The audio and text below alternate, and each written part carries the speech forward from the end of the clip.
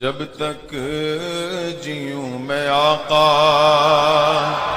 کوئی غم نہ پاس آئے، کوئی غم نہ پاس آئے، سب سے اولا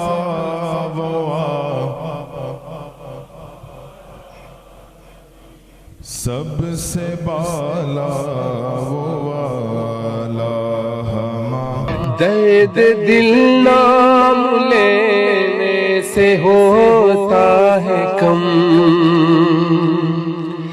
درد دل نام لینے سے ہوتا ہے کم، اس لیے نام آقا کا لیتے ہیں ہم، اس لیے نام آقا کا لیتے ہیں ہم، جھوم کر لکھ رہا ہے رضا کا قلم۔ اس فانی دنیا میں زندگی گزارنے کے لیے ہر انسان کی زندگی میں دو مرحلے پیش ضرور آتے ہیں۔ زندگی کے کچھ ایام امن و امان کے ہوتے ہیں اور کچھ ایام ایسے ہیں کہ جس میں قتل و قتال مقابلہ آرائی ہوتی ہے۔ تو اسی طرح تاریخ کا ایک اٹوٹ حصہ رہا ہے، جب سے انسانیت کی تاریخ کا سلسلہ اس کائنات میں، اس دنیا میں شروع ہوا ہے، جنگوں کا سلسلہ بھی جاری رہا اور اب تک بھی ہے۔ اور میرے آقا صلی اللہ تعالیٰ علیہ وسلم کی حیات طیبہ میں بھی کچھ ایسے حالات پیش آئے جن میں صحابہ اکرام رضوان اللہ تعالیٰ علیہ مجمعین سمیت رسول پاک صلی اللہ تعالیٰ علیہ وسلم نے جنگوں میں شرکت فرمائی، جن کو غزوہ کہا جاتا ہے۔ آج کے اس محفل پاک میں رسول پاک صلی اللہ تعالیٰ علیہ وسلم کے غزوات مبارکہ کی کچھ جھلکیاں آپ کے سامنے رکھنے کی کوشش کروں گا۔ زندگی کا ایک حصہ رہا ہے،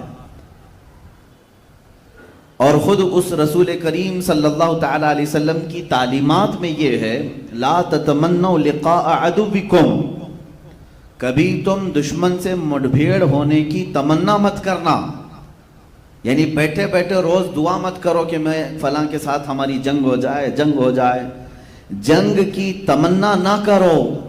اللہ کے نبی صلی اللہ علیہ وسلم کی تعلیمات یہ ہیں، جہاں تک ہو سکے امن و امان قائم رکھو، اس لیے کہ جنگوں میں نقصان دونوں طرف کا بھی ہوتا ہے۔ اکثر یہ دیکھا گیا ہے، جنگ ہوگی تو نقصانات ہوں گے ہی۔ تو حضور اکرم صلی اللہ تعالیٰ علیہ وسلم کی ایک تعلیم تو یہ ہے، لیکن آگے میرے آقا نے یہ فرمایا وَإِذَا لَقِيتُمْ، ہاں اگر ایسا معاملہ پیش آ گیا کہ تم پر جنگ مسلط کر دی گئی، سامنے والے کو جنگ کے بغیر کوئی چارہ نہیں، تو پھر اللہ کے حبیب صلی اللہ علیہ وسلم فرماتے ہیں پھر تم ڈٹے رہو، پھر تم ڈٹے رہو اور مقابلہ کرو۔ یہ نہیں ہے کہ میدان چھوڑ کر بھاگ جائیں اور امن و امان کی بات کریں۔ صلح و مصالحت، امن و امان، یہ کچھ الفاظ ایسے ہیں جس کو آج مجھے سمجھانا ہے۔ میں نے دیکھا ہے اکثر لوگ اسلام کی تعبیر میں دو طرف ہیں۔ کچھ لوگ وہ ہیں جو صرف اسلام کو امن و امان، امن و امان، امن و امان، یہی تعبیریں کرتے ہیں۔ بالکل اسلام کا نام ہی ہے پیس، میں بھی اس کو ایگری کرتا ہوں۔ کچھ لوگ اسلام کے متعلق صرف جنگوں کا تذکرہ کرتے ہیں کہ اس میں سخت ترین موقف اختیار کیا گیا ہے دشمنوں کے مقابل میں، تب جا کر کے اسلام اپنے پیر جما سکا، اپنی سلطنتیں مضبوط کر سکا، تو جنگوں کا ہونا، جہاد کا ہونا ضروری ہے۔ یہ بعض لوگ اسلام کی تعبیر میں صرف جہاد اور جنگ کا نام لیتے ہیں، اور بعض لوگ صرف امن و امان کا نام لیتے ہیں۔ کیا اسلام کی یہ تعبیریں دونوں لوگ جو کر رہے ہیں وہ صحیح ہے؟ میرے عزیزوں، میرا کہنا یہ ہے کہ اسلام ان دونوں حالات سے گزرا ہے۔ اسلام کا بیسک فنڈا تو یہ ہے کہ وہ امن و امان چاہتا ہے پوری کائنات میں، لیکن اگر کوئی اس میں فساد مچانا چاہے تو اس کے ساتھ جہاد بھی چاہتا ہے. اسلام جہاد بھی کرے گا کس کے ساتھ؟ جو امن و امان میں فساد مچائے گا.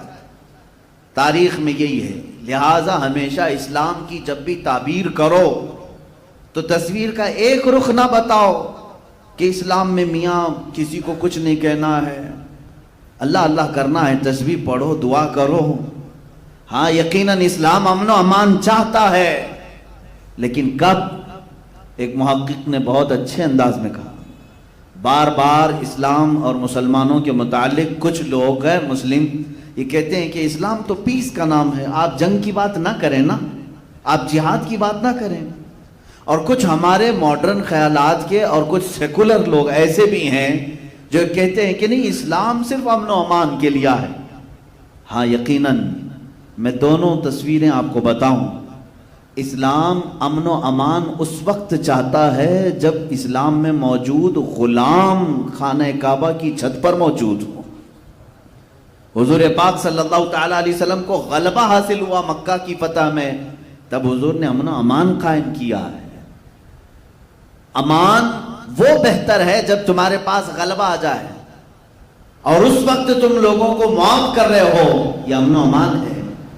لیکن جب تمہیں کوئی دبا رہا ہے, جب کوئی تمہیں مار رہا ہے اور تم امن و امان کی بات کر رہے ہو تو گویا کہ تم جان چھڑانے کی بات کر رہے ہو. میں اس کی ایک مثال آپ کے یہاں یوں بتاتا ہوں. اب ایک صبر کا لفظ ہے, آپ جانتے ہیں صبر کسے کہتے ہیں؟ سہ لینا, ہر چیز کو سہ لینا. اب کوئی 4 سال کا بچہ ہے, میرے ساتھ اس کا مقابلہ ہو رہا ہے. 4 سال کے بچے کو میں نے تھپڑ مارا اور وہ 4 سال کا بچہ یہ کہتا ہے میں نے صبر کر لیا. میاں تیرے پاس صبر کے علاوہ چارہ کیا ہے؟ پلٹ کر مارنے کی طاقت بھی تو نہیں ہے. تو بڑے آدمی سے, طاقت والے آدمی سے اگر مار کھا کر کے خاموش رہا اور پھر یہ کہے میں صبر کر رہا ہوں, یہ صبر نہیں, یہ تیری مجبوری ہے, یہ مجبوری ہے. ہاں کب؟ وہ 4 سال کا بچہ مجھے تھپڑ لگا دے, مجھے تھپڑ لگا دے, میں بدلہ لینے کی طاقت رکھتا ہوں, باوجود اس کے میں نے اس کو معاف کر دیا. یہ ہے صبر. اس کو کیا کہتے ہیں؟ صبر. یہی اسلام چاہتا ہے کہ جب تمہارا غلبہ ہو اور تم دشمنوں کو معاف کر رہے ہو تو اسلام یہ امن و امان کی بات کرتا ہے. لیکن جب تمہارے ہر عضو پر بلکہ اسلامی شعار پر حملہ کیا جا رہا ہو اور تمہیں دبانے کی کوشش کی جا رہی ہو, مارنے کی کوشش کی جا رہی ہو, اور تم یہ کہو نہیں صبر کرنا ہے ہمیں, یہ صبر نہیں ہے, یہ تم مجبوری کو صبر کا سہارا لے رہے ہو. مجبوری کا نام صبر نہیں ہے. اسی طرح امن و امان اس کو نہیں کہتے. عزیزان گرامی وقار, رسول پاک صلی اللہ تعالیٰ علیہ وسلم کی حیات طیبہ میں 2 معاملات پیش آئے ہیں. آپ کی زندگی پاک جو 40 سال تک تھی, یہ اعلان نبوت سے پہلے کی زندگی ہے. حضور صلی اللہ تعالیٰ علیہ وسلم نے اعلان نبوت نہیں فرمایا تھا, لیکن جب آپ کی عمر پاک 40 سال کی ہوئی, اس وقت سے لے کر آپ کی وفات 63 سال تک کتنی عمر ہوئی؟ 23 سال. آپ کی عمر مبارکہ 40 سال سے لے کر 63 سال تک کی عمر کتنی ہوئی؟ 23 سال, 23 years.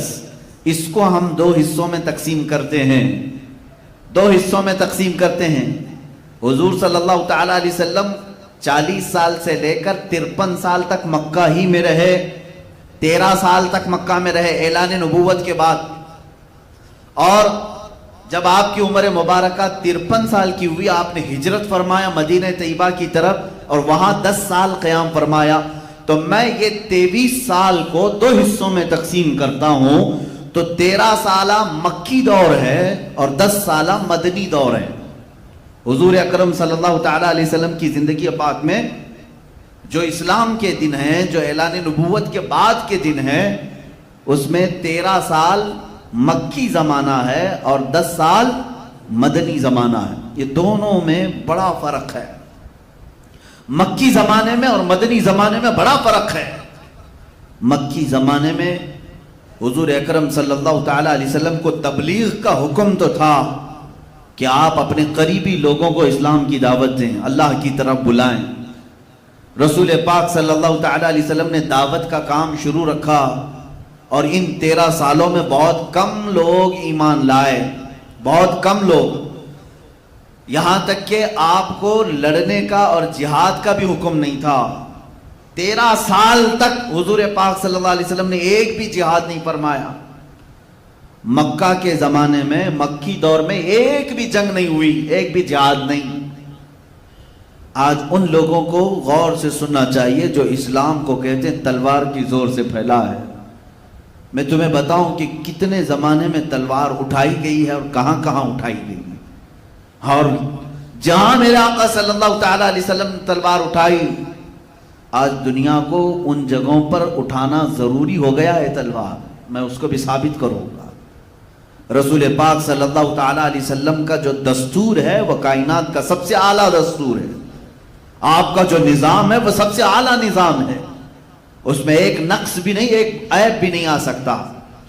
13 سال تک کبھی مشرکین مکہ کے ساتھ قتال، جنگ، جہاد نہیں ہوا، کیونکہ اللہ کا حکم ہی نہیں آیا تھا۔ حضور پاک صلی اللہ تعالی علیہ وسلم تبلیغ فرما رہے ہیں، بعض لوگ آیتوں کا مذاق اڑا رہے ہیں، رسول پاک صلی اللہ تعالی علیہ وسلم کا استہزاء کر رہے ہیں، مذاق کر رہے ہیں، تب بھی اللہ تعالیٰ نے یہ فرمایا وَاصْبِرْ عَلَىٰ مَا يَقُولُونَ، جو لوگ کہہ رہے ہیں اس پر آپ صبر کریں۔ اے رسول پاک صلی اللہ تعالی علیہ وسلم، آپ ان کے جواب میں قتل و قتال نہ کریں، لڑائی کرنے کا، جہاد کرنے کا حکم نہیں تھا۔ پھر اس کے بعد یہ 13 سال سخت ترین زمانہ ہے، مشکلات کا زمانہ ہے، مشقتوں کا زمانہ ہے۔ اس مکی دور میں حضور پاک صلی اللہ تعالی علیہ وسلم کے غلاموں کے ساتھ انہوں نے کیسا کیسا برتاؤ نہیں کیا۔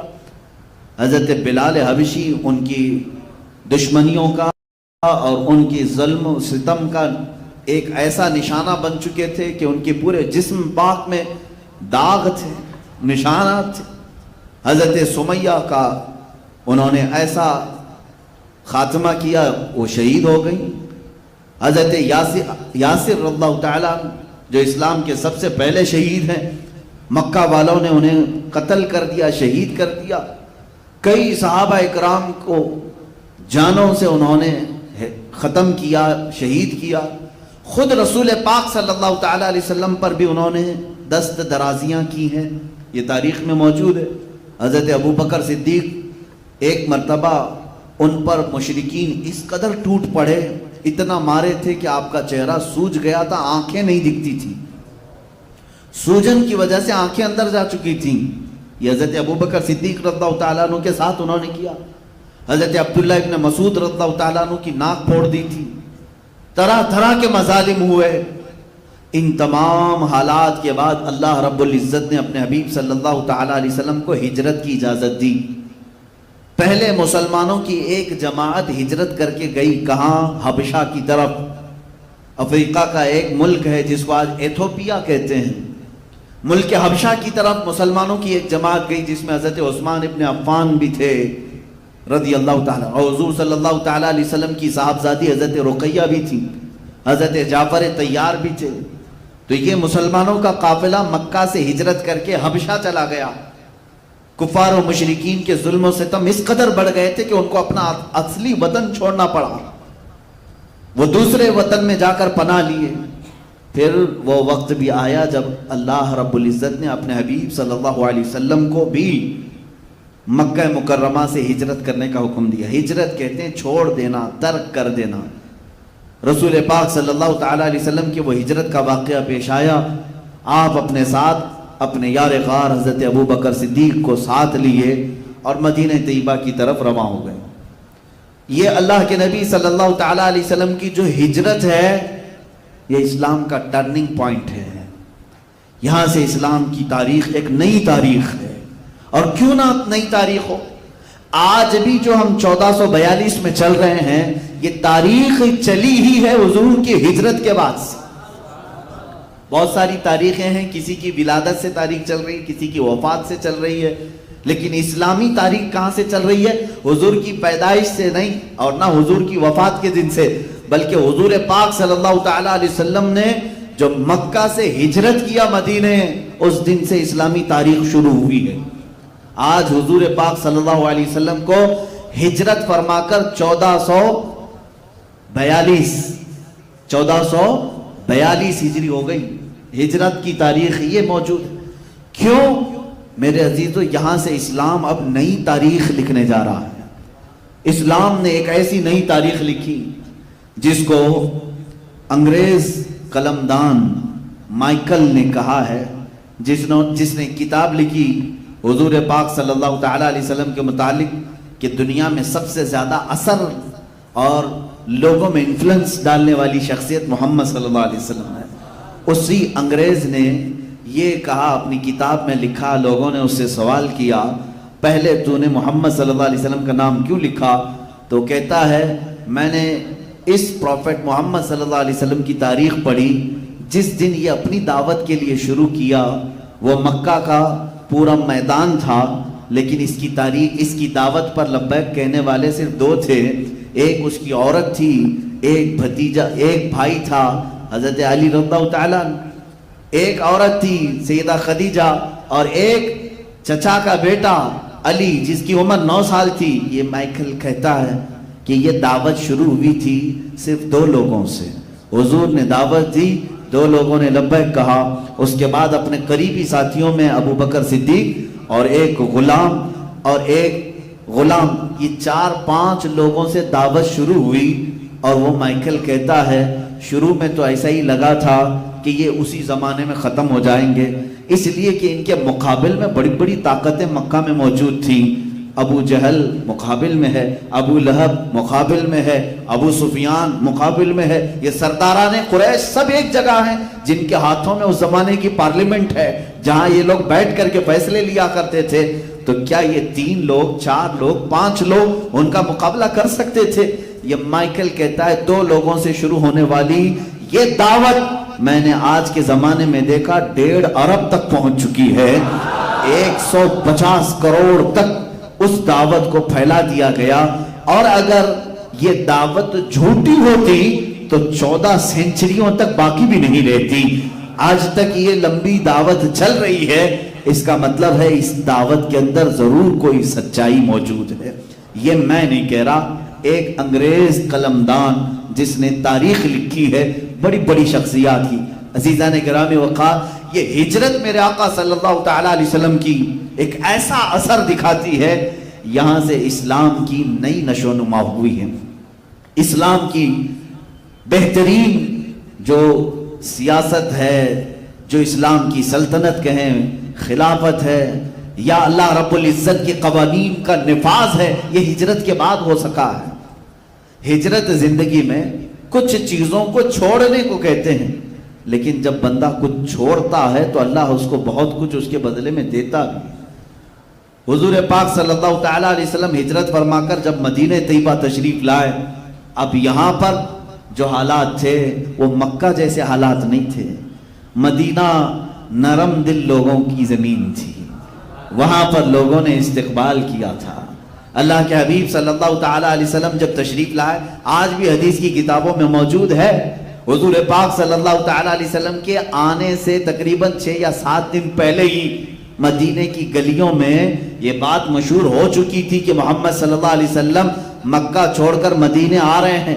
آلریڈی وہاں پر 100 سے زیادہ گھروں میں اسلام موجود تھا حضور صلی اللہ تعالی علیہ وسلم کے آنے سے پہلے، کیونکہ حضور جب دعوت شروع فرما چکے تھے مکہ میں تو مدینے سے قافلے آتے تھے حج کے لیے، اور وہ حضور پر ایمان لاتے تھے، واپس جاتے اپنے شہر میں پھر تبلیغ کرتے۔ کئی لوگ حضور کے مدینے آنے سے پہلے ہی اسلام میں تھے، ایمان میں تھے۔ اب یہاں پر آپ کو میں بتاؤں، حضور پاک صلی اللہ تعالی علیہ وسلم جب تشریف لا رہے تھے مدینے میں، دونوں حالات بالکل الگ ہیں۔ مکہ میں بھی حضور آئے ہیں اور مدینے میں بھی حضور آئے ہیں، دونوں جگہ آنے کی کیفیت الگ ہے۔ حضور پاک صلی اللہ تعالی علیہ وسلم مدینے میں جب آئے تو تاریخ میں ہے بنو نجار قبیلے کی ساری بچیوں کے ہاتھ میں دف تھے، اور وہ سنیت الوداع کی گھاٹیوں پر چڑھ جاتی تھی اور روزانہ صبح سے شام تک انتظار کرتی تھی۔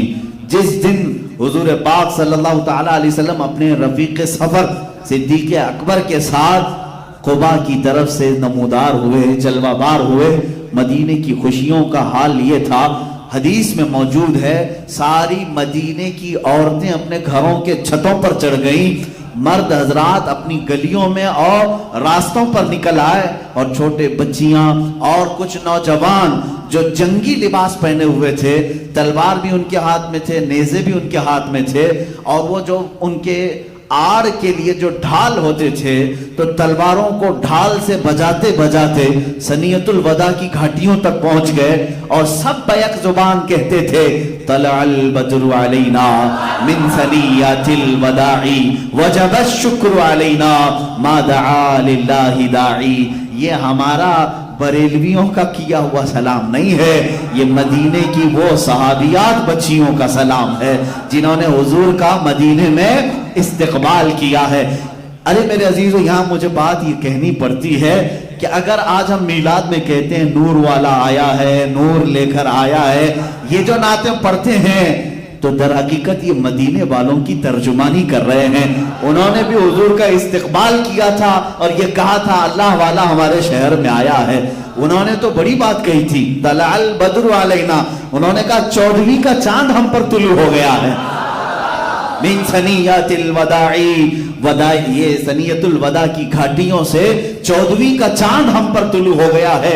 وجب الشکر علینا ما دعا للہ داعی، یہ اللہ کی طرف بلانے والا پیغمبر جب تک بلاتا رہے گا، ہم سب مدینے والوں پر اس کا شکر واجب ہوگا۔ یہ بچیاں پڑھ رہی تھیں۔ اب مجھے یہاں سمجھ میں آیا، بعض لوگ یہ کہتے ہیں جب حضور پیدا ہوئے تھے تو کوئی میلاد نہیں منائے تھے مکہ میں، ہے نا؟ حضور جب پیدا ہوئے تھے میلاد مکہ والوں نے نہیں منایا، آپ کیوں منا رہے ہیں؟ تو جواب میں آپ یہ کہیں جب حضور مکہ میں پیدا ہوئے تھے تب مسلمان تھے کہاں؟ حضور نے تو 40 سال کے بعد اعلان کیا ہے، نہیں، حضور نے 40 سال بعد اعلان فرمایا۔ مکہ میں حضور پاک صلی اللہ تعالی علیہ وسلم جس وقت جلوہ گر ہوئے تھے، خوشیاں منائی گئی، اور بات ہے کہ تمہاری آنکھیں نہیں دیکھتی، اس وقت تو جبرائیل امین خوشی منا رہے تھے، ملائکہ خوشیاں منا رہے تھے۔ لیکن اگر تم دنیاوی باتیں کرتے ہو ظاہری طور پر، تو میں مانتا ہوں مکہ والوں نے خوشیاں نہیں منائی تھی، اس لیے کہ وہاں سب کافر تھے، اکثر کافر تھے، مشرکین تھے۔ لیکن مجھے یہ بتاؤ مدینے جب وہ رسول آئے تھے تو خوشیاں منائی گئی تھی کہ نہیں؟ اس لیے کہ مدینے میں پہلے سے مسلمان موجود تھے۔ پتہ یہ چلا رسول آنے کے وقت خوشیاں صرف اسلام والے مناتے ہیں، جن کے ہاں ایمان ہے وہ خوشیاں مناتے ہیں۔ کفر و شرک جہاں پہلے سے ہو ان کو میلاد سے کیا غرض ہے؟ رسول پاک کی ولادت سے کیا غرض ہے؟ کل ہی ایک صاحب نے مجھ سے پوچھا میلاد منانا کہاں لکھا ہوا ہے؟ میں نے کہا سنیوں کی قسمت میں لکھا ہوا ہے۔ کہاں لکھا ہوا ہے؟ سنیوں کی قسمت میں لکھا ہوا ہے۔ اس لیے کہ ہم نے تاریخ میں دیکھا ہے کہ جب رسول مکہ میں آئے تو وہاں قسمت والے ایمان والے نہیں تھے، اس لیے ہو سکتا ہے انہوں نے ظاہری خوشی نہیں منائی، لیکن مدینے والوں کی قسمت میں تو ایمان تھا۔ جب رسول نمودار ہو رہے تھے، ارے میاں انہوں نے تو دف بجا بجا کر کے اپنے نبی کا استقبال کیا، تم تو صرف ہمارے جھنڈوں پر اعتراض کرتے ہو۔ ابھی تو ہم نہ ڈھول اٹھائے ہیں نہ دف اٹھائے ہیں، مدینے والی بچیاں دف بجا کر کے میرے نبی کا استقبال کر رہی تھی، اور میرے آقا نے اگر یہ بدعت اور شرک ہوتی تو مدینے والوں کو کہتے لے جاؤ اپنے دف اندر، یہ سب کیا کر رہے ہو؟ بلکہ صدیق اکبر فرماتے ہیں حضور نے خوشی کا اظہار فرمایا۔ پتہ یہ چلا میلاد منانے والوں سے میرے آقا بھی راضی ہوتے ہیں، حضور پاک صلی اللہ تعالی علیہ وسلم راضی، اور کیوں نہ ہو قرآن پاک میں۔ بہرحال یہ ٹاپک میرا نہیں ہے آج، میں انشاءاللہ العزیز میلاد کی شب ضرور عرض کروں گا کہ میلاد ہم کیوں مناتے ہیں۔ یہ بیچ میں بات آئی، میں نے عرض کیا آؤ غزوات کی بات ہے کہ غزوے شروع کیسے ہوئے، جنگیں شروع کیسے ہوئی۔ 13 سال کے زمانے میں حضور کے مکی دور میں کوئی غزوہ نہیں، کوئی جنگ نہیں، کوئی جہاد نہیں۔ مدینہ طیبہ جب تشریف لائے، استقبال عالی شان، جاتے ہی میرے آقا صلی اللہ تعالی علیہ وسلم مہمان بنے حضرت ابو ایوب انصاری کے گھر، اور ان کے گھر تقریباً 7 یا 8 مہینے تک قیام فرمایا۔ لیکن رسول پاک صلی اللہ تعالی علیہ وسلم نے اپنا گھر نہیں بنایا، سب سے پہلے مدینے میں جاتے ہی حضور صلی اللہ علیہ وسلم نے اعلان فرمایا کہ یہ نئی زمین میں سب سے پہلے اللہ کا گھر بنایا جائے، مسجد بنائی جائے۔ اس کا مطلب یہ ہے کہ اسلام کی سب سے پہلی پارلیمنٹ مسجد ہوا کرتی ہے، مسجد ہے۔ حضور پاک صلی اللہ علیہ وسلم نے فرمایا تو مسجد کے لیے وہ جگہ منتخب کی گئی جہاں آج مسجد نبوی شریف ہے۔ یہ جس کی زمین تھی انہوں نے مفت میں ہدیہ کیا، حضور پاک صلی اللہ تعالی علیہ وسلم نے لیا، لیکن یہ 2 یتیموں کی تھی، اس کی قیمت حضور نے ادا فرمائی، کہا کہ یہ یتیموں کا حق ہے، اسے ہدیتاً یعنی مفت میں نہ لیا جائے، اس کی قیمت ادا کی گئی۔ مسجد نبوی شریف کی جو قیمت ادا ہوئی کس کا مال تھا؟ حضرت ابوبکر صدیق کا مال تھا۔ حضرت ابوبکر صدیق کے مال سے مسجد نبوی کی جو جگہ ہے وہ خریدی گئی اور اس پر مسجد نبوی تعمیر ہوئی۔ یہ بھونکتے ہیں صدیق اکبر کی شان میں، شیعہ رافضی صدیق اکبر کی شان میں غلیظ مغلظات بکتے ہیں۔ ابھی تو پاکستان کی سرزمین پر ایک کھٹمل نے سیدنا ابوبکر صدیق رضی اللہ تعالیٰ عنہ کو کافر بھی کہا، معاذ اللہ رب العالمین۔ اس ذلیل و بدکار آدمی کو دنیا میں بھی اللہ ذلت سے رکھے گا اور آخرت میں بھی وہ ذلیل ہوگا انشاءاللہ۔ جس کے مال سے اسلام کی پہلی مسجد یعنی مسجد نبوی تعمیر ہو رہی ہے۔ مسجد قباء تھی لیکن باضابطہ رسول کی جو مسجد ہے وہ مسجد نبوی جہاں تعمیر ہوئی۔ اس کے بعد حضور پاک صلی اللہ تعالی علیہ وسلم نے ہجرت کے بعد جو سب سے پہلا نظام قائم کیا، میں آپ کو بتاتا ہوں، ایک نیا ملک جب کوئی قائم کر رہا ہوتا ہے سب سے پہلی ضروریات اس کی کیا ہوتی ہیں؟ جب نیا ملک قائم ہو رہا ہو، جو بھی اسلام کے بیس پر نیا ملک قائم ہوتا ہے اس میں سب سے پہلا اپنا گھر نہیں اللہ کا گھر بنایا جاتا ہے۔ اللہ کا گھر بنا، مسجد جیسی بنی، حضور پاک صلی اللہ تعالی علیہ وسلم نے ایک ایسا عقد فرمایا۔ عقد کہتے ہیں جوڑنے کو، باندھنے کو، جیسے عقد نکاح ہم کہتے ہیں شوہر اور بیوی دونوں کو جوڑ رہے ہیں تو یہ عقد نکاح، عقد کہتے ہیں گرہ لگانا، گانٹھ لگانا۔ لیکن رسول پاک صلی اللہ تعالی علیہ وسلم نے مواخات کا عقد کیا تھا، بھائی بھائی بنانے کا عقد، اور تاریخ میں ایسا عقد دوسرا ملتا ہی نہیں۔ حضور پاک صلی اللہ تعالی علیہ وسلم کے لیے جو لوگ اپنا وطن چھوڑ کر آئے تھے، مکہ سے دیگر علاقوں سے، سب چھوڑ کر مدینے آ رہے ہیں، اور ان کو کون رکھے گا؟ مدینے میں وہ کہاں رہیں گے؟ ان کا کھانا پینا، ان کی کمائی کا ذریعہ کیا ہوگا؟ یہ تو فکر تھی۔ تو مدینے میں جو لوگ موجود تھے وہ انصار صحابہ، اور جو ہجرت کر کے آئے تھے وہ مہاجرین صحابہ، سب کو جمع کیا میرے آقا صلی اللہ علیہ وسلم نے۔ اور اس مجلس میں صبح سے شام تک میرے آقا نے کیا فرمایا؟ ایک مہاجر صحابی کو اٹھاتے، ایک انصار صحابی کو اٹھاتے، دونوں کا ہاتھ جمع کرتے اور کہتے آج سے تم دونوں بھائی ہو۔ اس طرح دونوں کے بھائی چارگی کا سلسلہ شام تک جاری رہا۔ جتنے ہجرت کر کے آئے تھے ان سب کو حضور نے مدینے میں رہنے والے انصار کا بھائی بنایا۔ میرے عزیز، یہ خالی بولی نہیں ہے، یہ الفاظ نہیں ہے، صحابہ تھے وہ صحابہ، حضور کی زبان کی لاج ایسی رکھتے تھے۔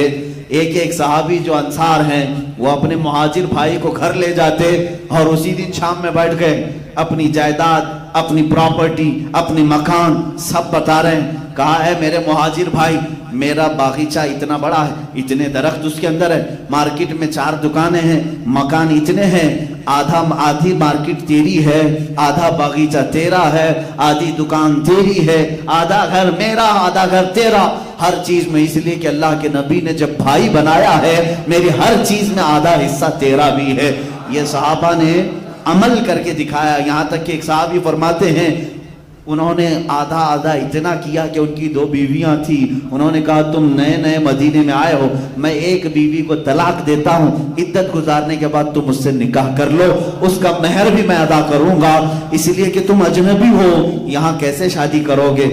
عزیزان گرامی وقار، یہ انصار صحابہ تھے جو مدینے والے، جنہوں نے مہاجرین کے لیے اپنے پورے سینے کشادہ کیے تھے۔ کسی کے سینے میں ذرا برابر بھی ایسی بات نہیں آئی تھی کہ باہر سے آنے والے ہم پر قابض ہو گئے، نہ، مدینے والوں کا دل اللہ رب العزت نے اتنا نرم بنایا، آج بھی اس کا اثر باقی ہے۔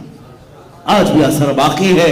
میں اکثر کو جانتا ہوں اہل مدینہ جب بھی ہم ان سے ملاقات کرتے ہیں تو ہم یہی کہتے ہیں اہل المدینہ علی رؤوسنا، مدینے والے ہمارے سروں پر ہیں، اس لیے کہ جنہوں نے نبی کا استقبال کیا ہے ہمیں یقین ہے وہ آنے والے قیامت تک ہر مسلمان کا بھی استقبال کرتے ہیں. بعض علاقوں میں مکہ میں دیکھا ہے شدت پائی جاتی ہے لیکن مدینے والے آج بھی نرمی کرتے ہیں حجاج کے ساتھ بھی، جو حج کے لیے آتے ہیں، جو زیارت کے لیے آتے ہیں، ان کے ساتھ بھی نرمی کی جاتی ہے. آج تک مدینے کا ایک رواج ہے، آج بھی رواج ہے، اللہ اس کو سلامت رکھے. میں نے کافی دن قبل یہ پڑھا تھا کہ جو بھی مدینے میں نیا ان کو دکھتا ہے، جو بھی، وہ لوگ کیا کہہ کر کے پکارتے ہیں؟ کہتے ہیں یا محمد. آپ بھی جائیں، اگر آپ کا نام ان کو معلوم نہیں ہو تو یہاں تو آپ پکاریں گے مسٹر فلاں فلاں، نہیں، مدینے والے جس کا نام معلوم نہیں اس کو کہتے ہیں محمد. وہ اپنی جانب سے ہر ایک کا نام محمد رکھتے ہیں، اور اگر کوئی دوست بن جائے تو اس کو صدیق کہتے ہیں یا صدیق کہتے ہیں. مدینے کا یہ رواج ہے آج بھی. ہم نے پوچھا کہ ایسا کیوں کیا جاتا ہے؟ کہا گیا کہ جب سے نئے طریقے سے میرے آقا تشریف لائے تھے مدینے والوں نے اس خوشی کو آج تک محسوس کیا. جب بھی کوئی نیا مدینے میں آتا ہے تو ہم اس کو محمد ہی کہتے ہیں، نام جب تک معلوم نہ ہو اس کو محمد ہی پکارا جاتا ہے. عزیزان گرامی وقار، حضور صلی اللہ تعالی علیہ وسلم نے جو اسٹیبلشمنٹ جس کو کہتے ہیں حکومت کا، سلطنت کا، وہ مدینے میں جانے کے بعد قائم فرمائے. مسجد بنی، عقد مواخات ہوا، یعنی بھائی چارگی قائم کی گئی. اب اسلام کو مضبوط کرنے کا زمانہ تھا. رسول پاک صلی اللہ تعالی علیہ وسلم نے صحابہ کے لیے گھر بنانے شروع فرمائے. جو گھر بار سب چھوڑ کر آئے تھے ان کے لیے گھر بنائے گئے. سب سے پہلے کالونی بنانے کا، لے آؤٹ بنانے کا نظام میرے آقا نے عطا فرمایا ہے. بستیاں آج بھی اصحاب صفہ کی مدینے میں، اگرچہ ان کو ویران کر دیا گیا ہے، لیکن مدینے کے مضافات میں حضور نے ایک بہت بڑی جگہ میں صحابہ کے گھر بنائے تھے بڑے ڈسپلین کے ساتھ. جب کسی کی شادی ہوتی تو اس مکان میں شفٹ کیے جاتے. کالونی بنانے کا سسٹم میرے آقا صلی اللہ علیہ وسلم کا ہے. اس کے بعد رسول کریم صلی اللہ تعالی علیہ وسلم نے تعلیم کا نظام قائم کیا. آج کسی بھی ملک کو آپ دیکھ لیں، کسی بھی ملک، اس کی ترقی کے جو راز ہیں وہ یہی راز ہیں جو میں بتا رہا ہوں. سب سے پہلے اسے اپنے ایک مرکز کی ضرورت ہوتی ہے، پارلیمنٹ، جہاں بیٹھ کر کے وہ لوگوں سے مشورہ کرے. اپنے ملک کی، اپنے سرحدوں کی حفاظت کے لیے کیا کیا کیا جانا چاہیے، اس پر ڈسکس ہونے کے لیے ایک مکان چاہیے ہر زمانے میں. اور بادشاہ بھی اپنے محلات بناتے تھے میٹنگ کے لیے. لیکن میرے آقا صلی اللہ تعالی علیہ وسلم نے اسلام کی مضبوطی کے لیے جس چیز کو پارلیمنٹ بنایا وہ مسجد ہی تھی. اللہ کے گھر سے سارے کام ہو رہے تھے. اب یہاں پر حضور پاک صلی اللہ علیہ وسلم نے تعلیم کا نظام قائم کیا. تعلیم کا نظام تو ایسے کہ اللہ اکبر، وہ دنیا کی سب سے بڑی یونیورسٹی ہوگی جہاں شاگرد صحابہ ہیں، استاد رسول اللہ ہیں. میرے آقا صلی اللہ تعالی علیہ وسلم انہیں ہر چیز کا علم دیتے رہے. صحابہ بھر بھر کر پیتے رہے، علم کی سوغات لیتے رہے. یہ تمام نظام قائم کس لیے کیا؟ امن و امان کے لیے کیا. جب میرے آقا صلی اللہ تعالی علیہ وسلم آئے، پھر اس کے بعد زراعت کے اصول، باغیچہ، شجرکاری، یہ سب میرے آقا نے فرمایا. کھجوروں کے باغیچے، خود یہاں تک کہ اپنے ہاتھ سے میرے آقا صلی اللہ علیہ وسلم نے باغیچے میں درخت لگائے. شجرکاری کا منصوبہ میرے آقا صلی اللہ تعالی علیہ وسلم کا تھا. اور اس کے بعد غلام آزاد کرنے کی تلقین فرمائی. جس کے پاس جو غلام ہے وہ آزاد کرے، اس لیے کہ اسلام غلامی کے دور میں نہیں رہنا چاہتا. یہ وہ زمانہ تھا جب انسانوں کو غلام بنایا جاتا تھا. مثال کے طور پر اگر آپ کسی کے غلام ہیں تو آپ کو چھٹکارا نہیں، جب تک مالک جو خدمات لیتا رہے آپ کو کرنا ہوگا. اور آزاد کرنے کا نظام بھی تھا کہ اگر اس مالک نے کہہ دیا جا تو پھر اب آزاد آدمی پر کوئی دوسرا ڈورا ڈال نہیں سکتا تھا. لیکن غلام بازار میں بیچے جاتے تھے، ان کی بولیاں لگتی تھیں، باندیاں بھی بیچی جاتی تھیں. اسلام کے شروع میں بھی یہ چلا، لیکن رسول کریم صلی اللہ تعالیٰ علیہ وسلم کی تعلیمات نے اس کو دھیرے دھیرے ختم فرمایا. کیسے؟ دیکھیں اسلام کے کئی احکام ہیں. روزہ ٹوٹ گیا، گناہ تم سے ہوا، اللہ فرما رہا ہے ایک غلام آزاد کر دو. کفارے میں غلام آزاد کر دو. قسم کھایا توڑ دیا، اللہ فرما رہا ہے غلام آزاد کر دو. کئی ایسے کفارے ہیں جس میں اللہ تعالیٰ نے غلام آزاد کرنے کا حکم فرمایا. یعنی اسلام غلامی کے دور سے انسانوں کو نکالنا چاہتا ہے. اور یہ سلسلہ شروع ہوا مدینہ طیبہ میں. کتنے غلام آزاد کیے گئے؟ بے شمار. حضرت ابوبکر صدیق رضی اللہ تعالیٰ عنہ کا تو محبوب مشغلہ تھا. آپ مال جمع کرتے اور جو بھی کوئی غلامی کی زنجیروں میں جکڑا ہوا ہے اس کے مالک سے جا کر بات کرتے، یہ غلام میرے ہاتھ میں کتنے میں بیچے گا؟ وہ کہتا اتنے اتنے درہم میں. حضرت ابوبکر وہ غلام خریدتے اور اس غلام کو لا کر حضور کے پاس چھوڑ دیتے اور کہتے آج سے تو آزاد. حضرت بلال حبشی ابوبکر صدیق رضی اللہ تعالیٰ عنہ کے آزاد کردہ غلام. حضرت سلمان فارسی رضی اللہ تعالیٰ عنہ مال صدیق اکبر سے آزاد کیے ہوئے ہیں. پہلے آپ بھی غلام تھے. کئی صحابہ ہیں جو غلامی کے زمانے میں زندگی گزار رہے تھے اور انہیں آزاد کرنے کا حکم دیا گیا. مسلمانوں، اپنے بھائیوں کی آزادی کی فکر کرنا یہ صدیقی ایمان ہے.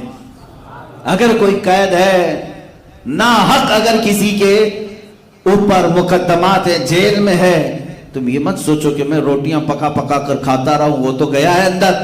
تمہیں اپنے بھائی کی فکر ضرور کرنی چاہیے. اپنے بھائی کی فکر کرو. جو ناحق مقدموں میں پھنس جائے یا قید ہو جائے اسے آزاد کرانے کی فکر یہ ایمان ابوبکر صدیق میں سے آتا ہے. صدیق اکبر رضی اللہ تعالیٰ عنہ کے محبوب مشغلے میں سے. اب یہ جو اسٹیبلشمنٹ ہے سلطنت اسلام کا، مملکت خدا داد جس کو کہیں آپ، جب بھی کوئی ایک نئی کنٹری بنا رہا ہے تو کیوں بنائے گا؟ اس کے فالوورز کے لیے اچھی زمین ملے، اچھی ہوا ملے، سکون و اطمینان کے ساتھ رہے. اب میں آپ کو بتاتا ہوں جنگیں کیوں ہوتی اور اسلام کی جنگیں جو شروع ہوئی اس کی وجہ کیا ہے. اب میں آپ کے ذہن کو قریب کرتا ہوں، اس کا کچھ لوگ غلط معنی نہ نکالیں. میں پوری ایک جماعت کو لے کر شفٹ ہو گیا. چاہنے والے تھے، اللہ والے تھے. یہاں تکلیفیں زیادہ ہو رہی تھی، ایک جگہ ہم شفٹ ہو گئے. مقصد کیا تھا ہجرت کرنے کا ہمارا؟ تاکہ لوگوں کے فتنوں سے دور ہو جائیں، ہم اللہ رب العزت کے نظام پر آزادی کے ساتھ عمل کر سکے. بات یہی ہے. ہم سب ایک جگہ جمع ہوئے ہیں. ہمارا مقصد تو یہی ہوگا کہ ہم اپنے بچوں کو خوب پڑھائیں گے، زمینوں پر محنت کریں گے، زراعت ہوگی، فصل ہوگی، ہم کھائیں گے، خوشیوں سے رہیں گے. اس اصول پر عمل کریں گے، کسی کو نہیں چھیڑیں گے، ہم اللہ کی رضا چاہیں گے. یہی رہے گا ہمارا مقصد. چلیے اب دوسرا مسئلہ. اب آپ چلے آئے میرے ساتھ سارے لوگوں کے فتنوں سے دور. اب ہم نے ایک جگہ بھی محفوظ کر لی، سب کچھ اچھا چل رہا ہے، لیکن دشمنوں کو دیکھا نہ گیا، وہ ادھر بھی آنا شروع ہو گئے. اب جو ہم نے نیا نظام قائم کیا تھا اس پر شب خون مارنے لگے. جگہ جگہ سے مسلمانوں کو یا ہماری جماعت کو قید کرنے لگے، ایک ایک کو گرفتار کرنے لگے. اب کیا ہوگا بتاؤ؟ ہم وہاں سب چھوڑ کر کے آئے تمہارے فتنوں سے بچنے کے لیے، تم یہاں بھی آ رہے ہو. تب تلوار اٹھانی پڑتی ہے، تب ڈیفنس کرنا پڑتا ہے. عزیزان گرامی، یہ پوری دنیا کا دستور ہے. تم اسلام کو جرم کے اعتبار سے دیکھتے ہو. ان ظالموں سے میں کہتا ہوں جن کے ہاتھوں میں ہزاروں لوگوں کا خون ہے آج، جو کرسیوں پر بیٹھے ہیں اور اسلام پر تھوکتے ہیں، اللہ رب العزت ان کے لیے کافی ہے، جو اسلام کے متعلق یہ کہتے ہیں کہ ہر ایک کو تلوار کے زور سے انہوں نے اپنے اندر کیا. تم کیا کر رہے ہو آج؟ تم کون سے زور سے؟ ڈرون تیار کر رہے ہو، پیٹروٹ، میزائل، نیوکلیئر، ان تمام ہتھیاروں کی خریداری میں ایک دوسرے سے آگے بڑھنے کی سب کی دوڑ ہے اور سب یہی طاقت بنانا چاہ رہے. نہیں ہے آج ہر کنٹری اپنے سرحد کی حفاظت کر رہی ہے کہ نہیں کر رہی؟ ہر ملک اس کی اپنی فوج ہے، اس کے اپنے سولجرز ہیں. بارڈر پر ہر ایک کنٹری نے سولجرز لگا رکھے ہیں. اگر کوئی دوسری کنٹری والا اس میں داخل ہوتا ہے تو کیا ہوا؟ اس کو مرحبا مرحبا کہہ کے بلا لیں گے؟ کوئی ایک ملک والا دوسرے ملک میں زبردستی گھسے بلا لیں گے؟ میں پوچھتا ہوں، ہندوستان ہمارا محبوب وطن ہے، ہمارا آبائی وطن ہے، لیکن اس کی سرحدوں کی حفاظت بھی ہماری ذمہ داری۔ ہم اگر سرحدوں پر کھڑے رہیں، کوئی بھی اگر اس میں داخل ہونا چاہے، چائنا جیسے گھس رہا ہے، پاکستان کی طرف سے دراندازی ہو، بنگلہ دیش کی طرف سے ہو، کسی بھی پڑوسی ملک سے ہو، میں پوچھتا ہوں کیا ملک کی حفاظت کرنے والی جو بھی آرمی ہے یا جو حکومت ہے باہر کے ملک والے کو مرحبا کہہ کر کے اندر لے لے گی؟ اگر لیتی ہے تو اس کو بزدل کہتے ہیں، جیسے آج ہماری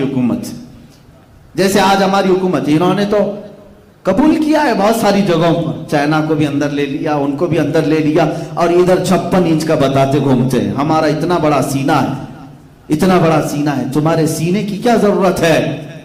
عزیزان گرامی وقار، کوئی بھی ملک کسی بھی ملک کی دراندازی کو ایکسپٹ نہیں کرتا۔ یہی اسلام نے کیا۔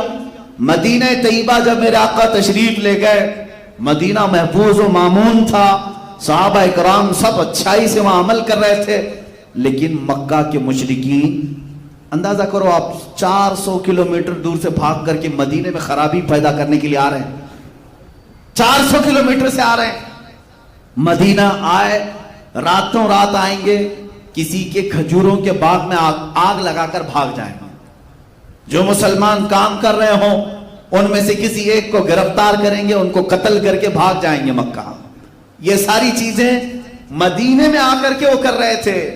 مجھے بتاؤ کیا رسول پاک صلی اللہ تعالی علیہ وسلم کو ڈیفنس کا حق نہیں تھا؟ صحابہ اکرام اپنی سرحدوں کی حفاظت نہیں کریں گے؟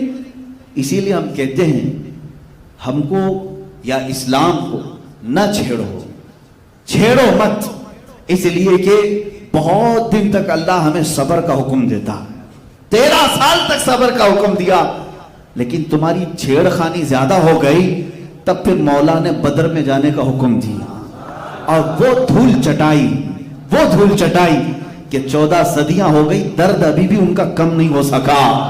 خیبر میں وہ دانت توڑے ہیں مولا علی کرم اللہ وجہہ الکریم نے، کہ 14 صدیوں بعد بھی یہودیوں کے سینوں میں ابھی بھی زخم موجود ہے، آج بھی وہ تڑپ رہے ہیں اس شکست کو لے کر۔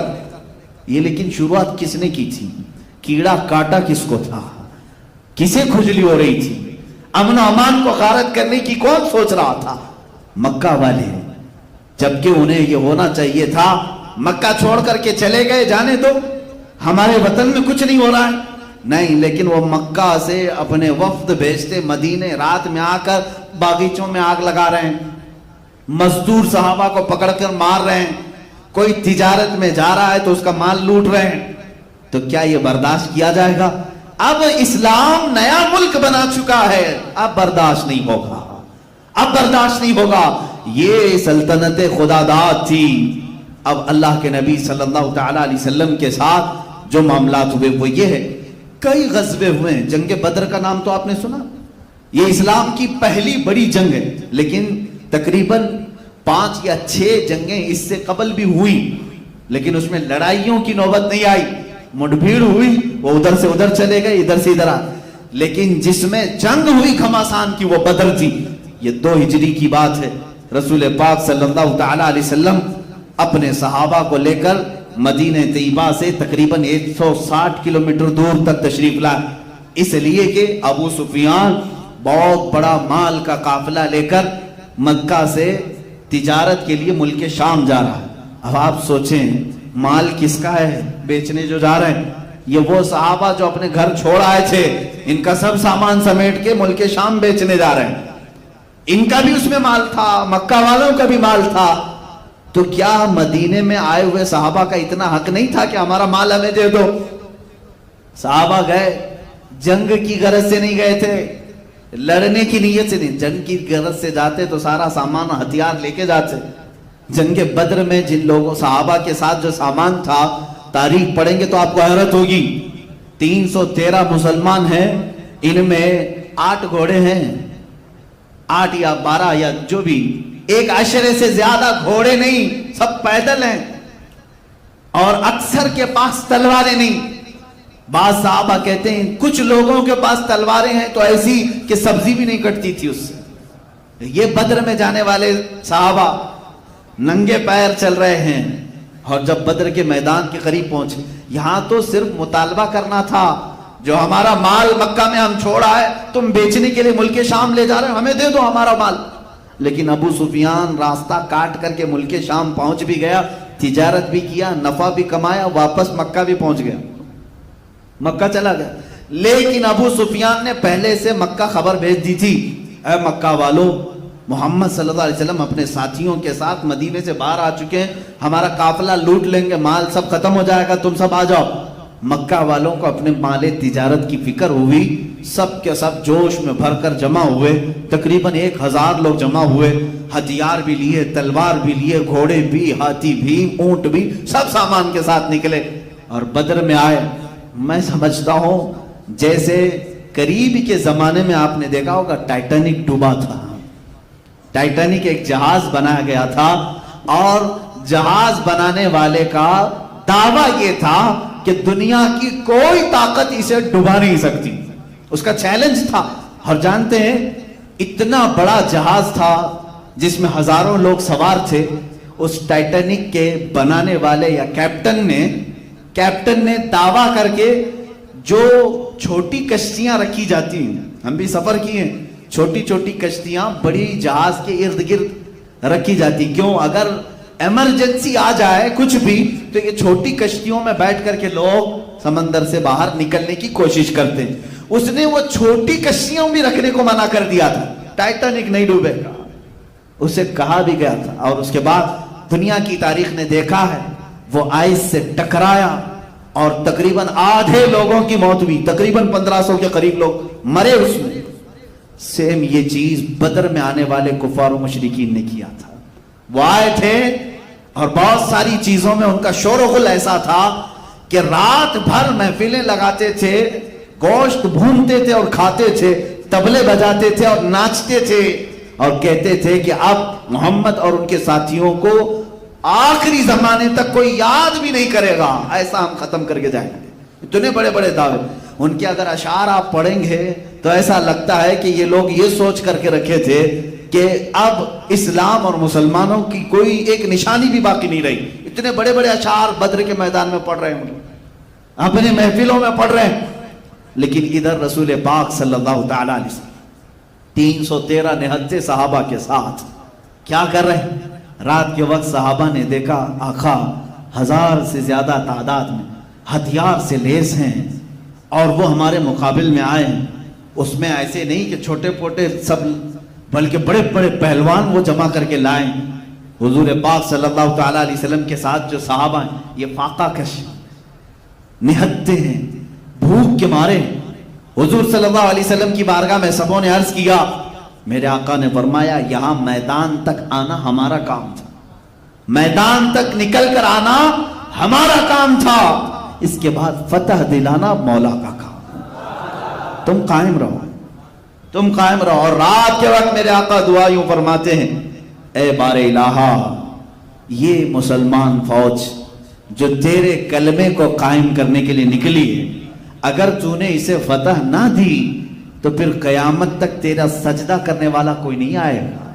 حضور پاک صلی اللہ تعالی علیہ وسلم کی یہ شان مناجات دیکھیں، اللہ سے یوں دعا کر رہے ہیں، اور اس کے بعد خود لکڑی لے کر کے صحابہ کو کہہ بھی رہے ہیں کہ دیکھنا یہاں فلاں مرے گا، فلاں مرے گا، فلاں مرے گا۔ کیوں؟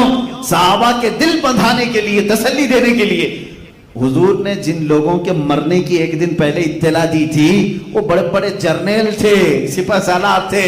صحابہ میں جب یہ بات مشہور ہو گئی، حضور نے لکیر کھینچ دی ہے، صحابہ نے کہا بڑے بڑے ہی جا رہے ہیں تو باقی کو اب پھر ہم نپٹ لیں گے۔ حضور نے جب کہا ہے ان کو جانا ہی ہے، حضور نے جب لکیر کھینچی ہے وہ ان کی ڈیڈ لائن ہے، ختم ہو چکے ہیں۔ صحابہ کا یہ توکل بھی تھا، یقین بھی تھا۔ اور دوسرے دن جب صحابہ میدان میں آئے، اللہ رب العزت نے ان کی ثبات قدمی کی وجہ سے، ثابت قدم ہونے کی وجہ سے آسمان سے 5000 فرشتے مدد کے لیے اتارے، جس کا ذکر قرآن پاک میں۔ ملائکہ، اللہ کے ملائکہ صحابہ کی طرف سے لڑ رہے تھے مشرکین کے ساتھ، مشرکین میں سے جو لوگ جنگ میں شریک تھے، کچھ لوگ بعد میں ایمان بھی لائے، وہ لوگ کہتے ہیں جنگ بدر یہ ہماری زندگی کی پہلی ایسی جنگ ہے، ایسے لوگ لڑنے آ رہے تھے جن کو ہم پہچانتے ہی نہیں تھے، وہ کون کہاں سے آتا تھا ہمیں دکھتا ہی نہیں تھا۔ حضور نے فرمایا وہ اللہ کے ملائکہ تھے۔ اب یہاں پر ایک بات میں یہ بھی بتا دوں، ایک فرشتہ اگر پر ہلا دے 1,00,000 مر سکتے ہیں، وہ تو 1000 کے لیے 5000 فرشتے کیوں اتارے اللہ نے؟ 5000 فرشتوں کو اتارنے کی کیا ضرورت تھی؟ ایک فرشتہ ہی کافی ہے۔ جبرائیل امین نے ایک بار آواز لگائی تھی، قوم شعیب پوری ہلاک ہو گئی۔ حضرت شعیب علیہ السلام کی قوم صرف ان کی ایک چنگھاڑ سے ختم ہو چکی تھی، مر گئے تھے سب، ایک فرشتے کی ضرورت تھی۔ لیکن محدثین فرماتے ہیں رب تبارک و تعالی نے رسول کے دیوانوں کی عظمت اور شان بتانے کے لیے اتنے فرشتے اتارے۔ باڈی گارڈ ایک ہو تو بھی چل سکتا ہے، لیکن کسی کے ساتھ 10 ہوں تو یہ اس کی عظمت کو بتاتے ہیں۔ 10 کا کام نہیں، تم چلو صرف ساتھ میں۔ صحابہ کی عظمت و شان کے لیے 5000 ملائکہ اتارے گئے، اور اس جنگ کا نقشہ جو ہے آپ سنتے بھی رہتے ہیں، شام ہونے سے پہلے پہلے ان کے پاؤں اکھڑ گئے، میدان چھوڑ کر بھاگنے لگے۔ جو 1000 کی تعداد میں آئے تھے، ایک رات پہلے خوب کباب کھائے تھے، سب میدان چھوڑ کر بھاگ رہے تھے، کیونکہ ابو جہل مارا گیا تھا، عتبہ مارا گیا تھا، شیبہ مارا گیا تھا، بڑے بڑے لوگ اس میں مارے گئے تھے۔ اب اس میں امیہ جو حضرت بلال کا آقا تھا، مالک تھا، جو حضرت بلال کو پتھر رکھتا تھا، ان کی پشت پر رسی باندھ کر گھماتا تھا، وہ جنگ بدر میں آیا، بڑا ہٹا کٹا پہلوان، اس کو باندھ کر کے صحابہ گرا چکے تھے لیکن قتل نہیں کر رہے تھے۔ حضور صلی اللہ تعالی علیہ وسلم نے فرمایا بلال کو بلاؤ، اپنی پوری زندگی کی بھڑاس نکال لے۔ میں یہ لفظ کہہ رہا ہوں صرف آپ کے لیے، ورنہ وہ اپنے دلوں کی بھڑاس کے لیے کسی کو قتل نہیں کرتے تھے، اللہ کی رضا کے لیے۔ جو دشمن خدا ہے اس کو تہ دیکھ کیا ہے۔ عزیزان گرامی، جنگ بدر کا نقشہ پورا الٹ گیا، جیسے وہ چاہتے تھے ویسا نہیں ہوا، اللہ جیسا چاہتا ہے ویسا ہوتا ہے۔ شام تک یہ جنگ ختم ہوئی، میرے آقا صلی اللہ تعالی علیہ وسلم کے ہاتھ کیا کیا آیا؟ پورا مال غنیمت جو مکہ والے لے کر کے آئے تھے سب چھوڑ کر گئے۔ جنگوں کا نظام یہی ہے، جب کوئی فتح یاب ہو جائے تو دشمن جو مال چھوڑے اس کو کہتے ہیں مال غنیمت۔ مال غنیمت یہ فتح پانے والی فوج کا حصہ ہوتا ہے۔ وہ مال غنیمت صحابہ کو بہت سارا ہاتھ میں آیا، اور 70 لوگ قیدی بنائے گئے اور 70 لوگ مارے گئے۔ نقصان اسلام کا کیا ہوا تھا؟ 14 جانیں گئی تھی، 14 صحابہ شہید ہوئے تھے، بس اس کے علاوہ کچھ نہیں۔ ان کی ثبات قدمی اور ان کی استقامت ایسی تھی، تلواریں نہ ہو کر کے بھی اللہ کی ذات پر توکل کیسا تھا۔ میرے عزیزوں، اس پوری جنگ سے جو سبق ملتا ہے، اس جہاد سے، پہلی بات تو یہ ہے کہ تم چھیڑو مت، لیکن اگر تمہارے مال و متاع، عزت و آبرو کے ساتھ کوئی کھلواڑ کرے، کوئی تمہارے دین پر حملہ آور ہو، تو حضور نے یہ بھی نہیں کہا تسبیح لو کہو اللہ اللہ اللہ اللہ، دشمن کو ہلاک کر دے، دشمن کو ہلاک کر دے، یہ بھی نہیں۔ حضور نے فرمایا میدان میں باہر آؤ، اپنے جانثاروں کے ساتھ آؤ، اپنا حق مانگو۔ حق کا طلب کرنا یہ انسان کی اپنی زندگی کا مقصد، یعنی فنڈامنٹل رائٹ ہے، اس کا حق ہے یہ۔ حضور پاک صلی اللہ تعالی علیہ وسلم کے ساتھ صحابہ آئے، کیا حضور مدینے میں بیٹھ کر کی دعا نہیں کر سکتے تھے؟ مسجد نبوی میں بیٹھ کر کے، جیسے آج اجتماعی دعائیں ہو رہی نا جگہ جگہ پر، اجتماعی دعا ہو رہی ہیں، اللہ اسرائیل کے منہ میں کیڑے پڑ جائیں، تم بیٹھو یہاں پر تسبیح ہلاتے رہو، دعا کرتے رہو۔ بعض لوگ یہ کہتے ہیں نہیں نہیں نہیں، ان کے ساتھ کیا پروٹیسٹ کریں، کیا احتجاج کریں، ہم یہاں بیٹھ کر کے دعا کرتے ہیں۔ ابھی NRC اور CAA کے ٹائم پر میں نے بہت محسوس کیا، معاف کرنا کچھ لوگوں کی گستاخی ہو، کچھ لوگ روزہ رکھنے کی تلقین کر رہے تھے، اچھی بات ہے، جمعرات روزہ رکھو، NRC ختم ہو جائے، تسبیح پڑھو، یہ فلاں تسبیح بہت اثر ہے، یہ جلالی ذکر ہے، ذکر کرو، سب ختم ہو جائے۔ میرے عزیز، بعض گدھے ایسے ہوتے ہیں جو تسبیح سے نہیں جاتے، ڈنڈے سے جاتے ہیں، ورنہ تم تسبیح گھماتے رہو گے۔ میں نے ایک عالم صاحب کے متعلق سنا تھا، مولانا صاحب ایک کھیت بوئے ہیں، فصل اگائی، گدھا آ جاتا تھا فصل کھاتا تھا. اب حضرت تسبیح لے کر بیٹھتے تھے، دعا کرتے تھے اللہ گدھے کو دور کر دے، گدھے کو دور کر دے. جیسے مشہور محاورہ ہے جل تو جلال تو آئی بلا کو ٹال تو. یہ بعض لوگ کہتے ہیں یہ تسبیح ہے بلائیں جاتی ہے اس سے، بعض لوگ کہتے ہیں. تو مولانا صاحب تسبیح پڑھتے رہتے تھے اور وہ گدھا روز کھاتا تھا، روز فصل کھاتا تھا. کچھ نوجوان تھے جو محبت کرتے تھے، انہوں نے دیکھا حضرت تو اٹھیں گے نہیں اور ان کی تسبیح ہاتھ میں ہی رہی. انہوں نے ڈنڈا اٹھایا اور گدھے کو مارا، گدھا چلا گیا، دوبارہ نہیں آیا. انہوں نے حضرت سے کہا کہ حضرت سارے گدھے تسبیح سے نہیں جاتے، کچھ گدھوں کے لیے ڈنڈا اٹھانا پڑتا ہے. اگر صرف تسبیح سے ہی جاتے تو عمر فاروق کے کوڑے کی ضرورت نہیں ہوتی. نظام تمہارا قائم ہوتا ہے، تمہارے حقوق طلب کرنے کی تمہارے اندر عادت ہونی چاہیے. آج ہمیں بزدل بنایا جا رہا ہے، آج بزدل بنایا جا رہا ہے. لفظ جہاد لانے سے منہ پر بہت سارے لوگ ڈر جاتے ہیں، ایسا لگتا ہے کہ کوئی ناپاک ورڈ ہے. میرے عزیزوں کوئی گالی ہے؟ یہ ایک پوتر لفظ ہے، مقدس لفظ ہے. اور پوری دنیا کو اصل میں کہتا ہوں جہاد رسول پاک صلی اللہ علیہ وسلم نے کر کے دکھایا ہے کہ اپنے ملک کی حفاظت کیسے ہوتی ہے، اپنے ملک کی حفاظت کیسے ہوتی ہے. یہ حضور سے لوگوں نے سیکھا ہے. آج جو اسرائیل پوری دنیا میں ناچ رہا ہے اور ڈیفنس کی طاقت جس کی سب سے زیادہ ہے، دنیا پورے ہتھیار کس سے خرید رہی ہے؟ اسرائیل سے خرید رہی ہے. کہتے ہیں اس کا ڈیفنس کا جو پاور ہے وہ بہت زیادہ سخت ہے، اس پر کوئی اٹیک نہیں کرے گا. میں آپ کو تاریخ بتاؤں، 1965 یا 1955 کی بات. اسرائیل کا شروع کا دور ہے یہ. اس وقت جو وہاں کی ایک پرائم منسٹر تھی، اس سے واشنگٹن کے ایک نیوز رپورٹر نے ایک انٹرویو لیا تھا، کیونکہ اس کی پالیسی کیا تھی؟ اس زمانے میں اسرائیل میں کرائسس چل رہے تھے، قحط تھا، لوگوں کے پاس مال کم، جاب نہیں تھے، اتنی ترقی یافتہ نہیں تھا. لیکن وہ پرائم منسٹر جو لیڈی تھی وہ امریکہ سے ہتھیار خرید رہی تھی، ڈیفنس کے سامان خرید رہی تھی. تو ملک میں اس کے خلاف ایک لہر چل رہی تھی. جو اپوزیشن تھے وہ سب اٹھ کھڑے تھے. اس زمانے میں جب ملک میں کرائسس ہیں، ڈیفنس کے لیے خریدنے کی کیا ضرورت؟ پھر بھی اس نے خریدا. اس وقت ایک نیوز رپورٹر نے اس کا انٹرویو لیا جو اب جا کر کے لیک ہوا تھا، جس کو میں نے پڑھا تھا. اس نے انٹرویو میں پوچھا کہ محترمہ اس زمانے میں آپ اتنا بڑا جو لے رہی ہے، فیصلہ لے رہی ہے، ملک میں حالات خراب ہیں اور بڑے بڑے ہتھیار آپ اس وقت خرید رہے ہیں، کیا کرو گے ہتھیار؟ اس عورت نے کہا یہ جو کھانے پینے کے معاملات ہیں، دوپہر میں کھاتا ہے آدمی، شام میں بھول جاتا ہے. آپ کو کسی کو معلوم ہے پچھلے مہینے مجھے بھوک لگی تھی؟ کس کو معلوم ہے؟ یاد بھی نہیں رہتا، بھوک آتی ہے جاتی ہے. اس خاتون نے کہا لیکن اگر تمہاری سرحدیں محفوظ نہیں تو تمہاری جان بھی جا سکتی. وہ عورت کہتی ہے میں نے یہ جو سٹینڈ لیا، یہ جو ڈیفنس کے سامان خریدے، ایک شخص سے میں بہت امپریس ہو کر کے کی. اس نے پوچھا کون ایسا شخص ہے؟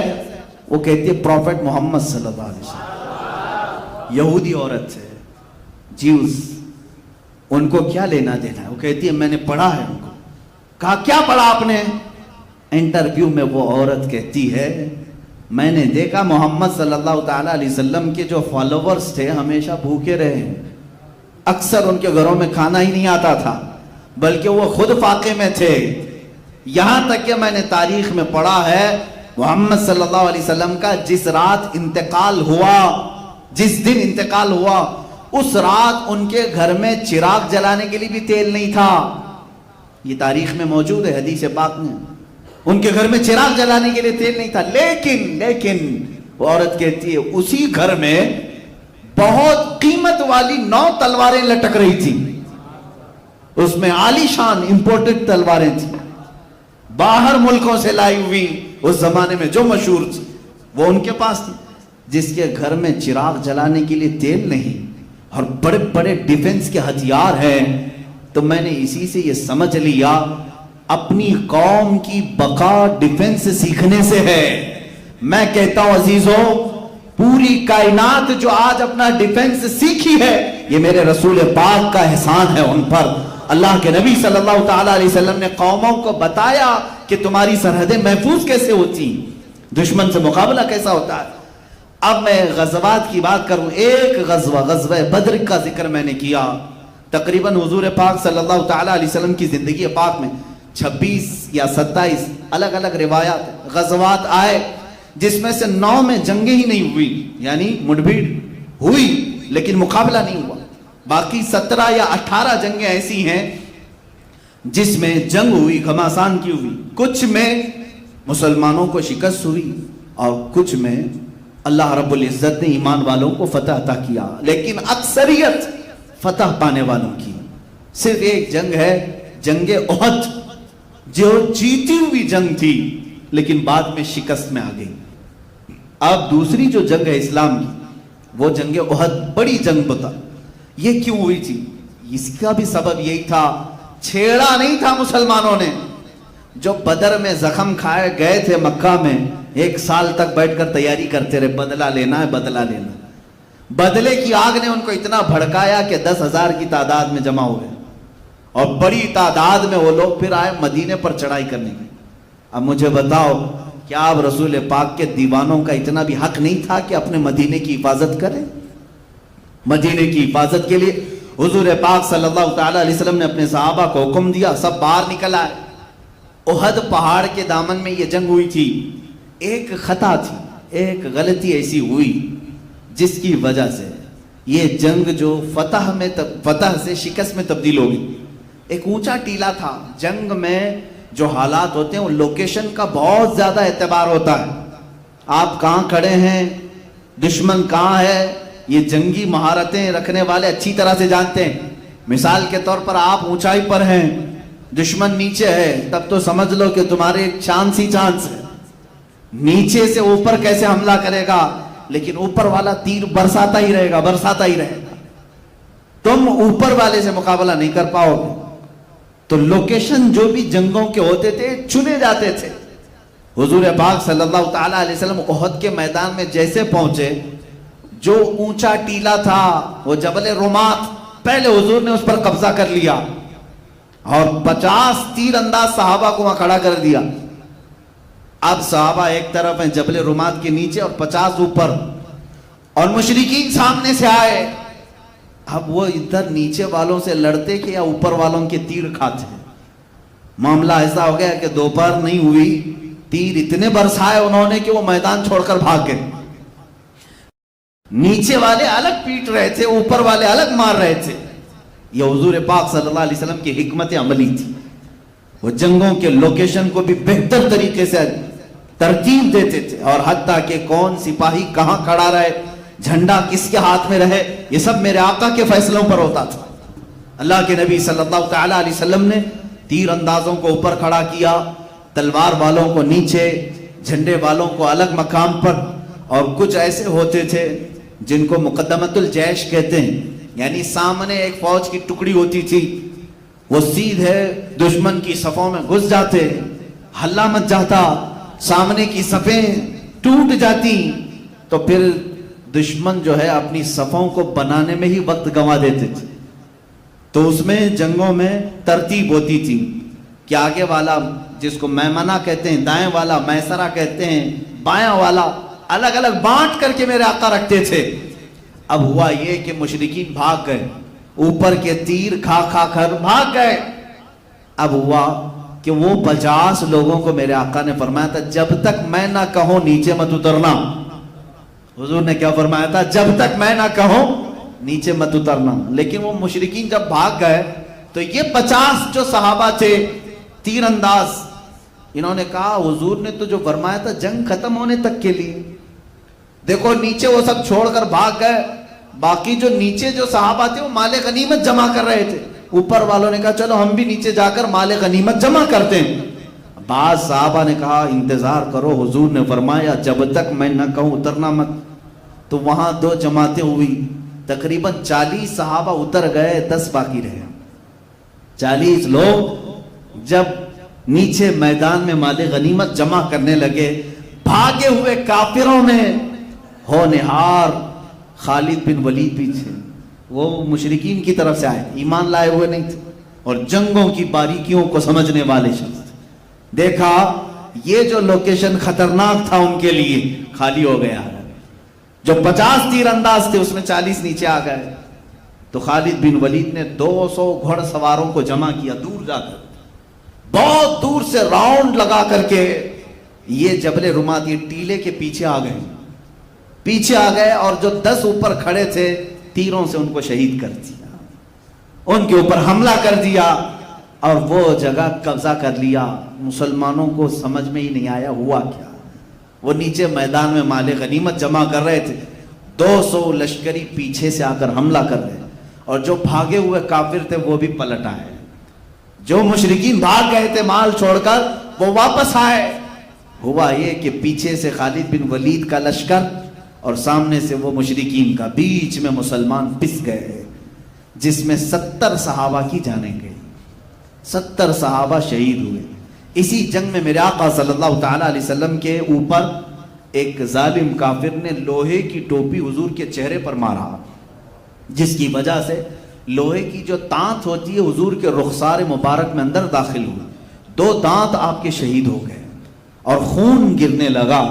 حضور صلی اللہ تعالی علیہ وسلم کے لیے یہ جو تکلیف آئی یہ صرف احد میں آئی، کتنا بڑا نقصان۔ پھر جو مال تھا وہ سب انہوں نے لوٹ لیا، اس میں بڑے بڑے صحابہ شہید ہو گئے۔ حضرت حمزہ حضور کے قریبی چچا جو شروع سے باڈی گارڈ کی حیثیت سے رہے میرے آقا کے، وہ شہید ہوئے۔ صرف شہید ہی نہیں بلکہ ان کا سینہ چاک کر کے ان کا کلیجہ باہر نکالا، اور یہ دردناک منظر دیکھنے کو ملا احد میں۔ حضرت عبداللہ بن جہش رضی اللہ تعالیٰ ان کو بھی کاٹ کاٹ کر کے ان کے کان، ہونٹ، ناک سب کو ایک کافر نے سوئی میں پیرو کر ہار بنایا، ہار بنا کر کے پہنا۔ حضرت مصعب بن عمیر رضی اللہ تعالیٰ جو سفیر اسلام تھے، اسلام کے خطوط لے کر بادشاہوں تک جاتے تھے، وہ شہید ہو گئے، بڑے بڑے صحابہ اس میں فوت ہوئے۔ اب مجھے بتاؤ اتنا بھاری جو نقصان ہوا کس کی بدولت ہوا؟ حضور پاک کے ایک فرمان کو ٹال دینے سے 70 جانیں صحابہ کی گئی۔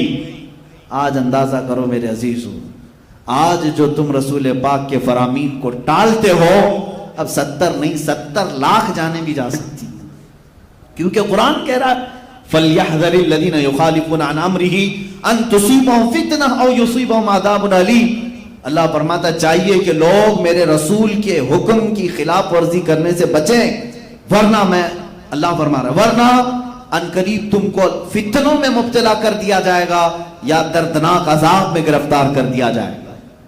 تم جو آج رسول پاک کی نافرمانی پر لگے رہو گے، جانیں جائیں گی جائیں گی جائیں گی۔ آج جو ہلاکتوں کا بازار ہے یہ یوں ہی نہیں، ان کے جو ہم غلام تھے، خلق کے پیشوا رہے، ان سے پھرے، جہاں پھرا پھر آئی کمی وقار میں۔ ہمارے وقار عزت میں جو کمی آئی صرف اس لیے کہ چہرہ تمہارا وہاں سے پھر گیا۔ تم نے کیریکٹر کس کے اپنایا؟ آج کس کو رول ماڈل بن رہے ہو؟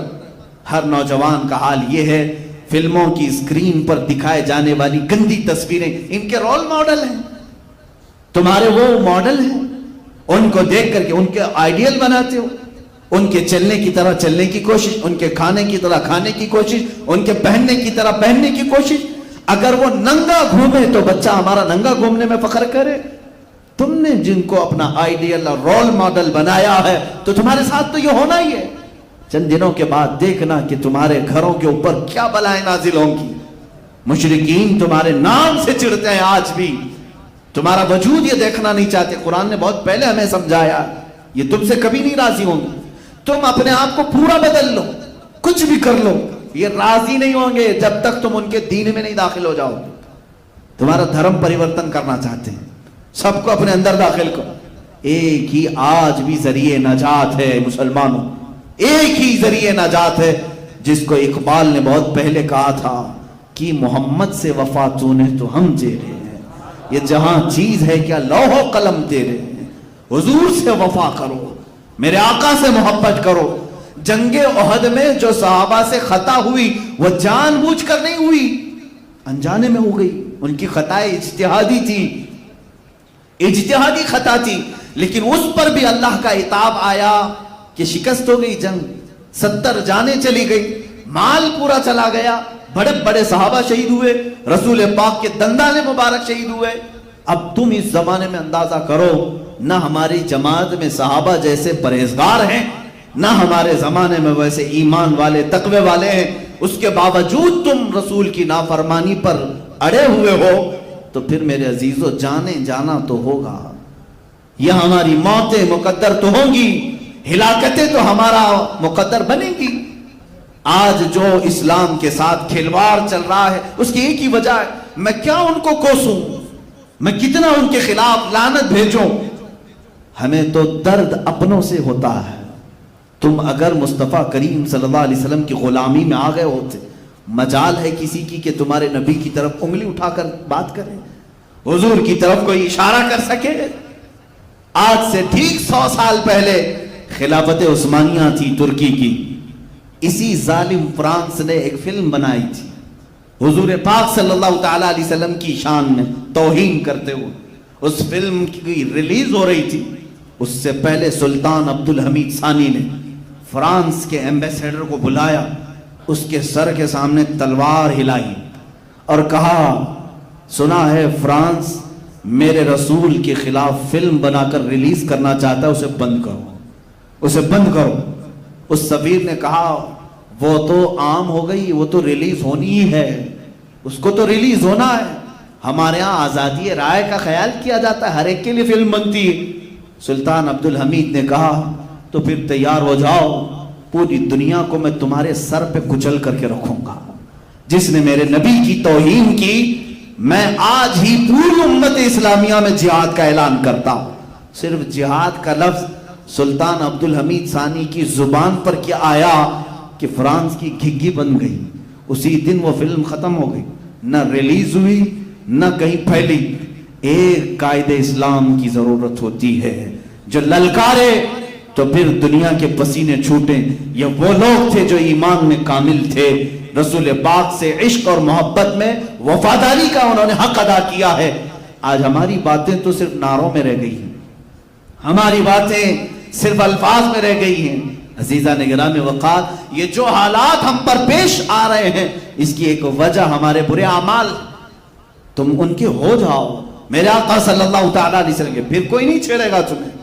ये तुम्हारे ईमान की गर्मी नापने की कोशिश करते हैं, ये तुम्हारे इश्क रसूल का बुखार नापते हैं।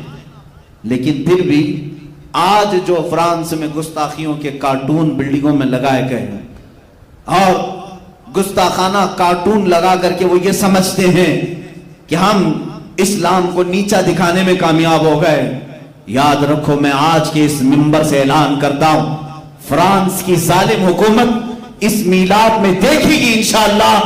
तुमने एक मोहम्मद का कार्टून बनाया है, हर नौजवान के सीने पर मोहम्मद लिखा हुआ पाओगे, हर नौजवान के सीने पर मोहम्मद लिखा हुआ पाओगे। इसलिए कि हमारे बुजुर्गों ने हमें यह सिखाया है कि खुदा एक पर हो तो एक पर मोहम्मद। अगर कल्ब अपना दोबारा करूं मैं, अगर मैं अपने दिल के दो टुकड़े करूं, एक पर अल्लाह होगा, एक पर मोहम्मद होगा। ये मेरा ईमान है। तुम कार्टून बनाकर सोचते हो तुम्हें हुजूर की सूरत का पता क्या है, हुजूर थे कैसे? तुमने जिसका बनाया है वो कोई और होगा। मेरा हबीब तो मोहम्मद था, जिसको अल्लाह ने नाम ही ऐसा रखा। मोहम्मद का मतलब होता है सबसे ज्यादा तारीफ किया हुआ। दुश्मन भी अगर मेरे नबी का नाम लेगा तो उसकी जुबान से भी मेरे नबी की तारीफ हो ही जाएगी। हुजूर का नाम ही अल्लाह ने ऐसा रखा है कि हुजूर की बुराई करने वाले को भी पहले हुजूर की तारीफ करनी पड़ेगी। मेरे आका का नाम जो भी लेगा मोहम्मद, जिसका मतलब होता है जिसकी सबसे ज्यादा हम्द हुई। अब आगे बुराई करो, पहले तो तुम हुजूर का नाम लोगे तो तारीफ हो ही जाएगी। और खुदा ने है उनके मर्तबे जो बढ़ाए हैं, कहीं वरफ़अना लका ज़िक्रक कहा है, तुम्हारे घटाने से कुछ नहीं होता, तू घटाए से किसी के न घटा है न घटे, जब बढ़ाए तुझे अल्लाह ताला तेरा। इंशाअल्लाह अज़ीज़ ہر نوجوان کو میں یہ درس دینا چاہوں گا، پوری امت اسلامیہ کو، اے میرے عزیز آج تمہارے امتحان کا وقت ہے، آج تم اپنے آرام کی فکر کرتے ہو یا ناموں سے رسالت کی حفاظت کے لیے اپنی جان فدا کرنے کو فخر محسوس کرتے ہو؟ امام اہل سنت فاضل بریلوی رحمت اللہ تعالی علیہ نے عشق رسالت کا وہ درس ہمیں دیا ہے۔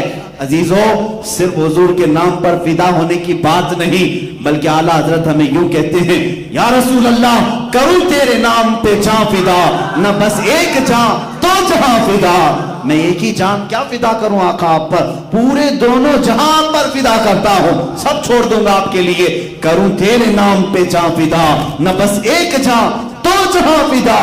ارے دو جہاں سے بھی نہیں جی بھرا، کروں کیا کروڑوں جہاں نہیں، آقا اگر میرے پاس کروڑوں جہاں ہوتے، ہر جہاں میں صرف آپ کے نام پر فدا کرتا۔ اور علامہ جامی کہتے ہیں، فدائے نقش نالینت کنم جاں یا رسول اللہ، لوگ کہتے ہیں آقا آپ کے نام پر میری جان حاضر ہے، آپ کے جسم پاک کی حفاظت کے لیے میری جان حاضر ہے، مگر ملا عبد الرحمن جامی جیسا ایک ایسا عاشق ہے جو فارسی میں پکار کر یوں کہتا، آقا آپ کے نالین پاک کے نقش پر میری جان حاضر ہے، صرف اس کی حفاظت کے لیے بھی میں اپنی جان قربان کرتا ہوں۔ میرے عزیزو، یہ جو جہاد کا لفظ ہے جس کو تمہاری زبانوں پر لانے سے تم بھی کتراتے ہو، ڈرتے ہو، علماء سے بھی میں کہتا ہوں اس سے کوئی تمہیں کترانے کی ضرورت نہیں، میں ثابت کر کے بتاؤں گا۔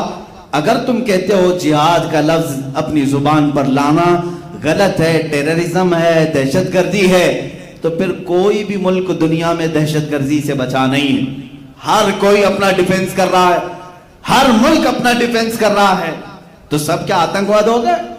اپنے ملک کی سرحدوں کی حفاظت کرنا یہ جہاد ہے، یہ اسلامی جہاد۔ جہاد کی تعلیمات اگر میں آپ کو بتاؤں، آج کے زمانے میں جو جنگیں ہوتی ہیں ان میں کہیں آپ کو نہیں ملے گا۔ بتاؤ سپر پاور امریکہ جب کسی سے ٹکراتا ہے تو کیا جنگی اصول پر جنگ ہوتی ہے؟ جس ملک پر یہ بمباری کرتا ہے سب کا سب تباہ کرتا ہے۔ ناگاساکی، ہیروشیما آج تک 70 سالوں سے زمین سے سبزے نہیں اگا پا رہے، پیدا ہونے والے بچے لنگڑے پیدا ہوتے ہیں۔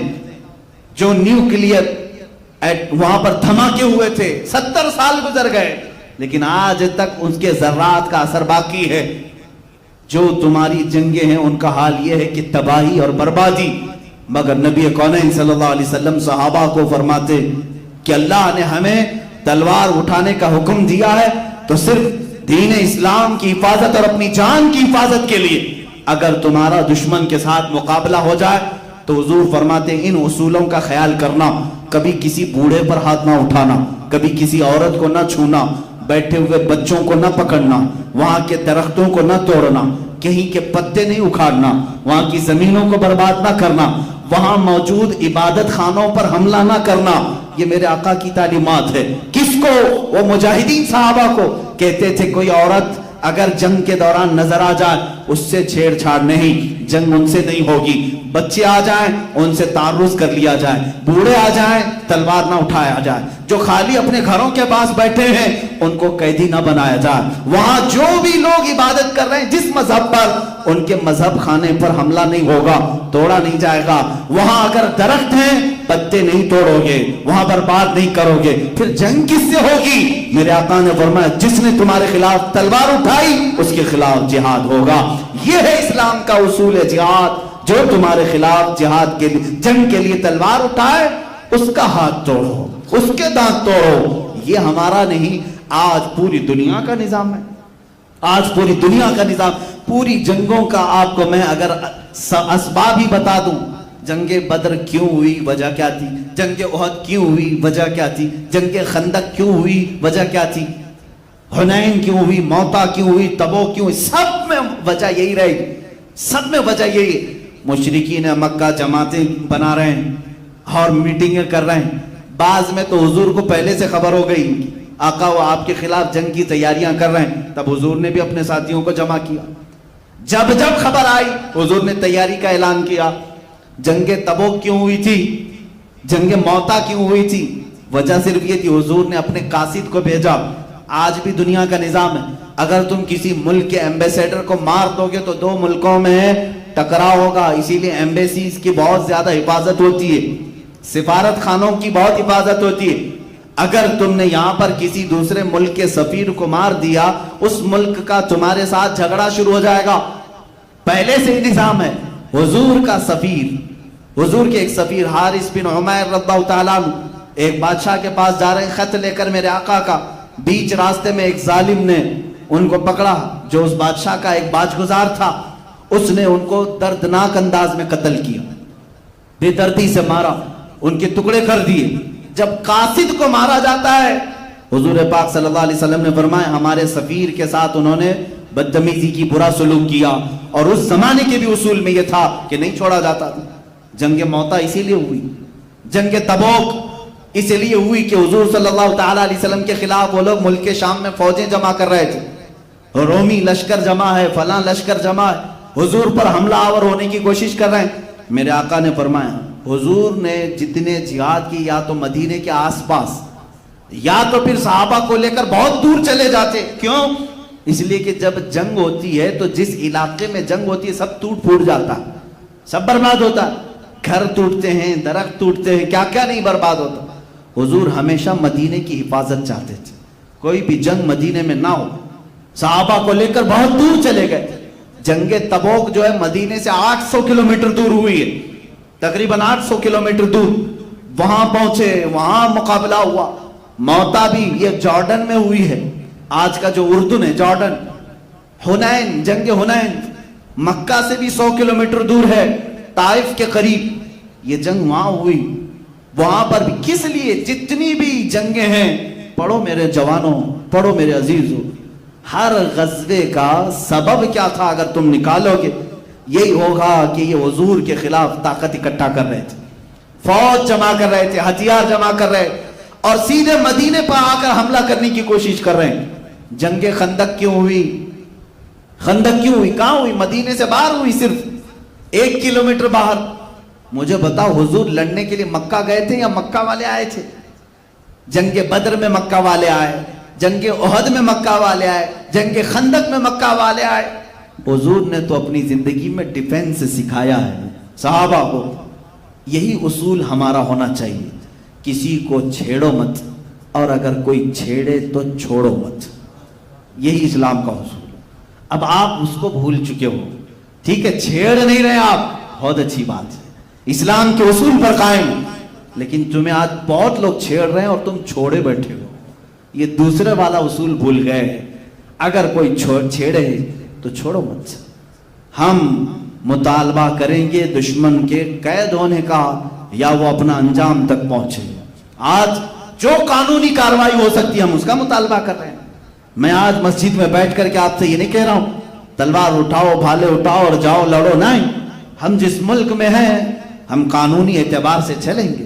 اگر اسلام کے خلاف کوئی ہرزہ سرائی کرتا ہے، میرے نبی کی شان میں کوئی توہین کرتا ہے یا قرآن عظیم کے آیات بینات پر انگلی اٹھاتا ہے تو یہ میرے پرسنل چیزوں پر اٹیک ہے، یہ میرے اسلامک لا پر اٹیک ہے. تو ہم آواز اٹھائیں گے، ہم کہیں گے کہ آپ جس آزاد ملک میں رہ رہے ہیں ایک قوم کے ساتھ یہاں ناانصافی ہو رہی ہے. یہی تو ہم بات کر رہے ہیں. NRC، CAA، یہ سب مدعوں پر کیوں مسلمان بڑھکے ہوئے تھے؟ میرے عزیزوں ہم اپنے حقوق کا مطالبہ کر رہے ہیں اور آج بھی ہم قانونی لڑائی لڑ رہے ہیں. لیکن کیا کریں، ایک وقت رہے گا جب تک ہم پکارتے رہیں گے. ہم حکومت وقت کو بھی پکار رہے ہیں، عدلیہ کو بھی پکار رہے ہیں، لیکن جب سب بک جائیں، سب ایک میدان میں ننگے ہو جائیں تو پھر آخر وقت وہی ہوگا جو اللہ کو منظور ہوگا. اللہ رب العزت جو چاہے گا وہی ہوگا اور یہ وقت ہی بتائے گا کہ کیا ہوگا. لیکن میں آپ سب سے یہ ضرور کہوں گا، اپنا ڈیفنس، سیلف ڈیفنس ہر مسلمان سیکھے. ہر مسلمان کو چاہیے وہ اپنی جان کی حفاظت کرے، اپنے ملک کی حفاظت کرے. ہندوستان سے ہمیں بڑا لگاؤ ہے، بڑا پیار ہے. اگر اس سے نفرت ہوتی تو ہم کب کے ادھر کے ادھر ہو جاتے، خیانت کے شکار ہو جاتے. اس سرزمین سے ہمیں اس لیے بھی پیار ہے کہ خواجہ ہند یہاں پر ہے، محبوب الہی یہاں پر ہے، ہم کروڑوں عاشقوں کا امام بریلی کا تاجدار یہاں پر ہے. ہم اس ملک سے وفاداری کرتے ہیں، عزت کرتے ہیں اور حفاظت کا بھی عزم رکھتے ہیں. لیکن اس وطن عزیز کی سرزمین کو جو پلید کرنے کی کوشش کرے، جو فساد مچھائے، جو فتنے مچھائے، اس کے خلاف بھی آواز اٹھانا ایک حق بولنے والے کی ذمہ داری ہے۔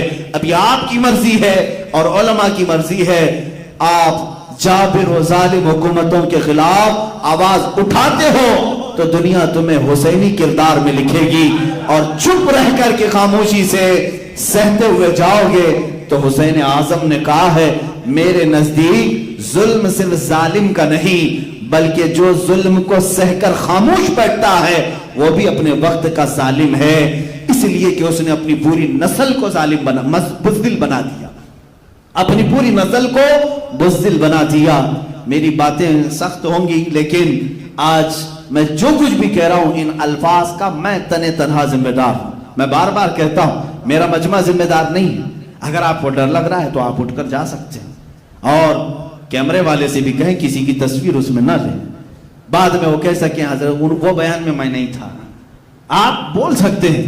میں اپنی ذمہ داری اپنے اوپر لے رہا ہوں، اس لیے کہ جو زمانے کے تقاضے ہیں اس کو اگر امت کے سامنے اگر آج ہم نہ بولیں تو پھر جب زبانیں چپ ہو جائیں گی ہمارے صرف اعضاء کاٹے جائیں گے۔ آج دیکھ نہیں رہا، یہی لفظ کی وجہ سے میں حدیث پڑھ کر کے اپنی گفتگو کو آخر سمیٹتا ہوں۔ حضور پاک صلی اللہ علیہ وسلم کے سارے غزوات، سارے جہاد اور ساری جنگوں کی تفصیلات بیان کرنا یہ مختصر وقت میں ممکن نہیں، لیکن اللہ رب العزت نے صحابہ کی جو مدد کی اور ان کو فتح عظیم سے نوازا، وجہ کیا تھی؟ حضور فرماتے ہیں جب تک تم جہاد کے ساتھ قائم رہو گے اللہ تمہاری مدد کرے گا۔ اذا ترکتم الجہاد، جب تم جہاد کو ترک کر چکے، حضور فرماتے ہیں اللہ تم پر ذلت مقرر کرے گا، تم ذلیل ہو کر زندگی گزارو۔ یہ پوری حدیث ہے، حدیث میں آپ کو اگر سخت لگ رہا ہو تو ذلت کی زندگی گزارو۔ سیلف ڈیفنس کا نام ہے، اپنے حقوق مانگنا بھول گئے۔ اور سب سے افضل جہاد کیا ہے جانتے ہو؟ سب سے افضل جہاد میں آپ کو بتاتا ہوں نا، آپ بھی جہاد کرو۔ کیسا جہاد؟ حضور پاک سے پوچھا کہ سب سے افضل جہاد کیا ہے؟ تلوار کا، نیزے کا، بھالے کا، کون سا جہاد؟ اس زمانے میں بندوق کا، بارود کا نا۔ میں حدیث پڑھتا ہوں، اللہ کے نبی صلی اللہ علیہ وسلم نے فرمایا افضل الجہاد کلمۃ الحق عند سلطان جائر۔ میرے آقا فرماتے ہیں سب سے افضل جہاد ظالم بادشاہ کے سامنے حق بات کرنا ہے، جو آج آپ کر سکتے ہیں، آج کر سکتے ہیں۔ الحمدللہ اس منبر سے کے خلاف بولوں گا، یہ افضل الجہاد ہے، کیونکہ وہ ظالم ہے اور ایک طرفہ ظلم کے شکار ہیں یہ لوگ، ایک طرفہ ظلم۔ میں اس بات سے خوف نہیں کر رہا ہوں، اس لیے کہ تمہاری غلط نیتیوں کی وجہ سے، غلط پالیسیوں کی وجہ سے آج ملک کے امان کو خطرہ ہے۔ آج ملک میں فساد جیسے جو حالات ہیں صرف اسی وجہ سے کہ جب تخت کسی بندر کے ہاتھ میں دے دیا جائے تو ایسے ہی ہوتا ہے۔ ہمارے ہاں کہتے ہیں نا کوے کو بڑا پن دیا تو آگے کا آپ سمجھتے ہیں، وہ ساری چیزیں یہی کرتا ہے۔ اور کسی بندر کے ہاتھ میں اگر لڈو آپ پکڑا جائیں، اسے معلوم نہیں لڈو کھاتے کیسے ہیں، گھمائے گا گھمائے گا گھمائے گا، پوری بوندی جھڑ جائے گی، ہاتھ میں کچھ نہیں رہے گا۔ یہ پچھلے 6 سال سے گھما رہا ہے لڈو کو اور سب جھڑ چکا، تقریباً بینکیں کرپٹ ہو گئی، کمپنیاں بک گئی۔ دیکھ نہیں رہے آپ لڈو کو کیسے گھما رہے ہیں؟ اور اس وقت تک گھمائے گا جب پورا لڈو ختم ہو جائے گا۔ برا لگ رہا ہے آپ کو؟ عزیزہ نگرانی، یہ افضل الجہاد ہے۔ میں جب تک میری طاقت ہے اللہ کے حبیب صلی اللہ علیہ وسلم کی اس حدیث پر عمل کروں گا۔ حضور نے فرمایا من رأى منکم منکرا فلیغیرہ بیدہ ومن لم یستطع فبلسانہ ومن لم یستطع فبقلبہ وذلک اضعف الایمان۔ حضور فرماتے ہیں جب تم میں سے کوئی برائی کو دیکھے ہاتھ سے روکے، اگر ہاتھ سے روکنے کی طاقت نہیں ہے زبان سے بولے، اور زبان سے بھی بولنے کی طاقت نہیں ہے تو دل میں برا جانے۔ اور حضور فرماتی ہے یہ ایمان کا سب سے آخری حصہ ہے، سب سے کمزور حصہ ہے۔ مسلمانوں تم فیصلہ کرو کمزور ایمان پر۔ الحمدللہ مجھے اتنا تو ہے کہ میں بیچ والے میں ہوں، ہاتھ سے آج نہیں روک سکتے، زبان سے تو ہم بول رہے ہیں۔ ہم اپنی زبان کا استعمال برائیوں کے خلاف اس لیے کر رہے ہیں، حدیث رسول میں ہے جب برائی دیکھو تو زبان سے روکو. تمہیں اللہ نے اگر زبان دیا ہے تو بولو اور اپنے حقوق کا مطالبہ کرو. یہی ایک بات ہے میرے آقا صلی اللہ تعالی علیہ وسلم کی اس عظیم 10 سالہ زندگی سے جو ہمیں سبق ملتا ہے وہ یہی ہے، کسی کو نہ چھیڑو. اسلام امن و امان چاہتا ہے، فساد نہیں چاہتا، فتنہ نہیں چاہتا. لیکن جب کوئی تم پر مسلط ہو جائے تب پھر آپ کو کہا جائے گا مت چھوڑو. آخری یہ باتیں ہیں. اسلام امن کب چاہتا ہے؟ دیکھیں حضور کے اوپر وہ لوگ حملہ آور ہوئے، جہاد میں کئی لوگوں نے قتل و قتال کیا، حضور پاک صلی اللہ علیہ وسلم ڈٹے رہے صحابہ کے ساتھ. لیکن 6 ہجری کے بعد، 6 سال کے بعد حضور مکہ واپس آئے. مکہ واپس آئے 1 سال پہلے 7ویں ہجری میں، 7ویں ہجری 6ٹھی ہجری میں حضور 1400 صحابہ کے ساتھ عمرہ کرنے آ رہے ہیں. مکہ والے عمرہ کرنے نہیں دیے، کہا احرام کھولو واپس جاؤ مدینے. حضور نے صلح کر لی، واپس بھی چلے گئے، ان کے ساتھ ایگریمنٹ بھی کر لیا، ٹھیک ہے سب صلح ہو گئی. 1 سال کے بعد مکہ والوں نے صلح توڑ دی. حضور واپس آئے 10,000 کا لشکر لے کر. مکہ میں جب آئے تو مکہ والوں کے حالات خراب ہو چکے تھے. حضور اس شان سے مکہ میں داخل ہوئے کہ تلوار اٹھانی بھی نہیں پڑی، قتل و قتال نہیں ہوا. مکہ مکرمہ میں اس شان سے داخل ہوئے کہ سارے ادھر کے ادھر بھاگ رہے تھے، کوئی اپنی جان بچا کر کے، کیونکہ پرانے پاپ آج دھوئے جائیں گے، آج سب مجرم لائے جائیں گے. لیکن میرے آقا کی رحمت دیکھیں، اس دن صحابہ نعرہ لگا رہے تھے الیوم یوم الملحمہ، الیوم یوم الملحمہ. صحابہ یہ کہہ رہے تھے آج تو گوشت کاٹنے کا دن ہے، گوشت کاٹنے کا دن ہے، ٹکڑے ٹکڑے ہوں گے آج. کیونکہ یہ صحابہ بدر، احد، خندق سب میں جو آئے تھے سب کو پہچانتے تھے. مکہ میں جنہوں نے گھر لوٹا تھا ان کو بھی جانتے تھے. صحابہ جب یہ نعرہ لگانے لگے میرے آقا نے ان کے نعرے کو بدل دیا، کہا الیوم یوم الرحمہ، الیوم یوم الرحمہ. آج کا دن رحم کرنے والا دن ہے، آج کا دن رحم کرنے والا ہے. یہ ہے اسلام امن کی بات کرتا ہے. اس امن کی تلوار تم نے اٹھایا حضور کے خلاف، صحابہ کو تم نے مارا، لیکن وہ رسول جب غالب آ گئے اس شہر میں چاہیے تو تھا کہ چن چن کے بدلہ لیا جاتا. لیکن حضور اعلان کیا کر رہے ہیں؟ 7 سال تک جو حضور کی ہر جنگ میں مقابل میں آئے ابو سفیان ہر جنگ میں حضور کے خلاف، لیکن اس دن حضور اعلان کر رہے ہیں ابو سفیان کو بھی امان ہے اور جو ابو سفیان کے گھر میں جا کر پناہ لے اسے بھی امان ہے. حضور نے یہ تک اعلان کیا. جب ابو سفیان نے یہ دیکھا میری عزت اتنی بڑی، 7 سال تک ہر جنگ میں ان کے خلاف تھا، آج معاف بھی کیا اور جو میرے گھر آئے اسے بھی معاف کر رہے ہیں، سیدھے دربار رسول میں حاضر ہو کر کلمہ طیبہ پڑھا، حضور کی غلامی میں داخل ہوئے. حضور پاک صلی اللہ تعالی علیہ وسلم نے بے شمار لوگوں کو آزاد کیا، بلکہ پورے مکہ والے اس دن پکڑ کر کے لائے گئے تھے، جو جو قتل و قتال میں تھے پکڑ کے باندھ کے لائے تھے. صحابہ کی تلواریں ان کی گردنوں پر لٹک رہی تھی. حضور نے ان سے پوچھا اے مکہ والوں کیا خیال ہے تمہارا میرے بارے میں، کیا خیال ہے؟ مکہ والوں نے کہا آپ کریم ابن کریم ہیں، آپ بھی کریم ہیں، آپ کے والد بھی کریم ہیں. حضور نے کیا فرمایا؟ اذهبوا فانتم الطلقاء، جاؤ آج کے دن تم آزاد ہو.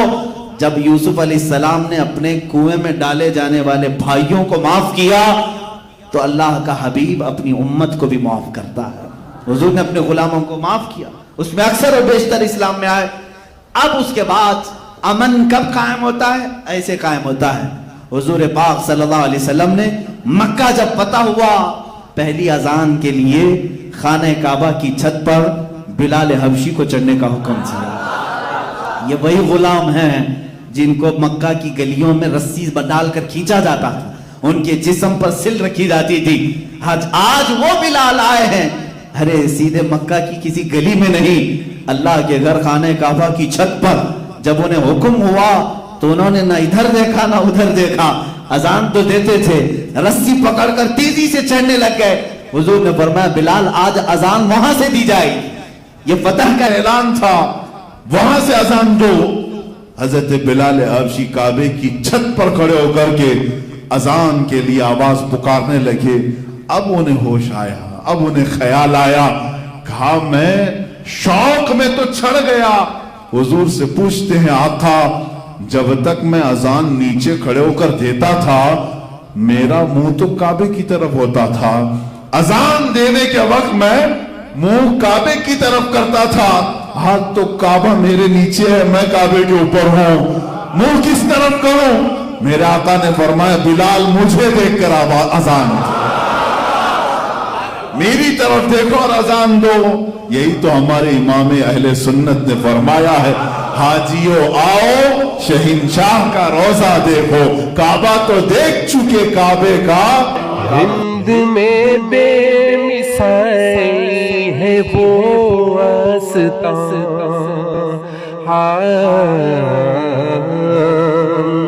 ہند میں بے مثالی ہے وہ آستان، فیض پاتا ہے جس در سے سارا جہاں، ہند میں بے مثالی ہے وہ آستان، فیض پاتا ہے جس در سے سارا جہاں، فیض پاتا ہے جس در سے سارا جہاں، جا کے اجمیر دیکھو ہے کیسا سما، خواجہ خواجگاں ہند کے بادشاہ، خواجہ خواجگاں ہند کے بادشاہ، خواجہ دین و ملت، لاکھوں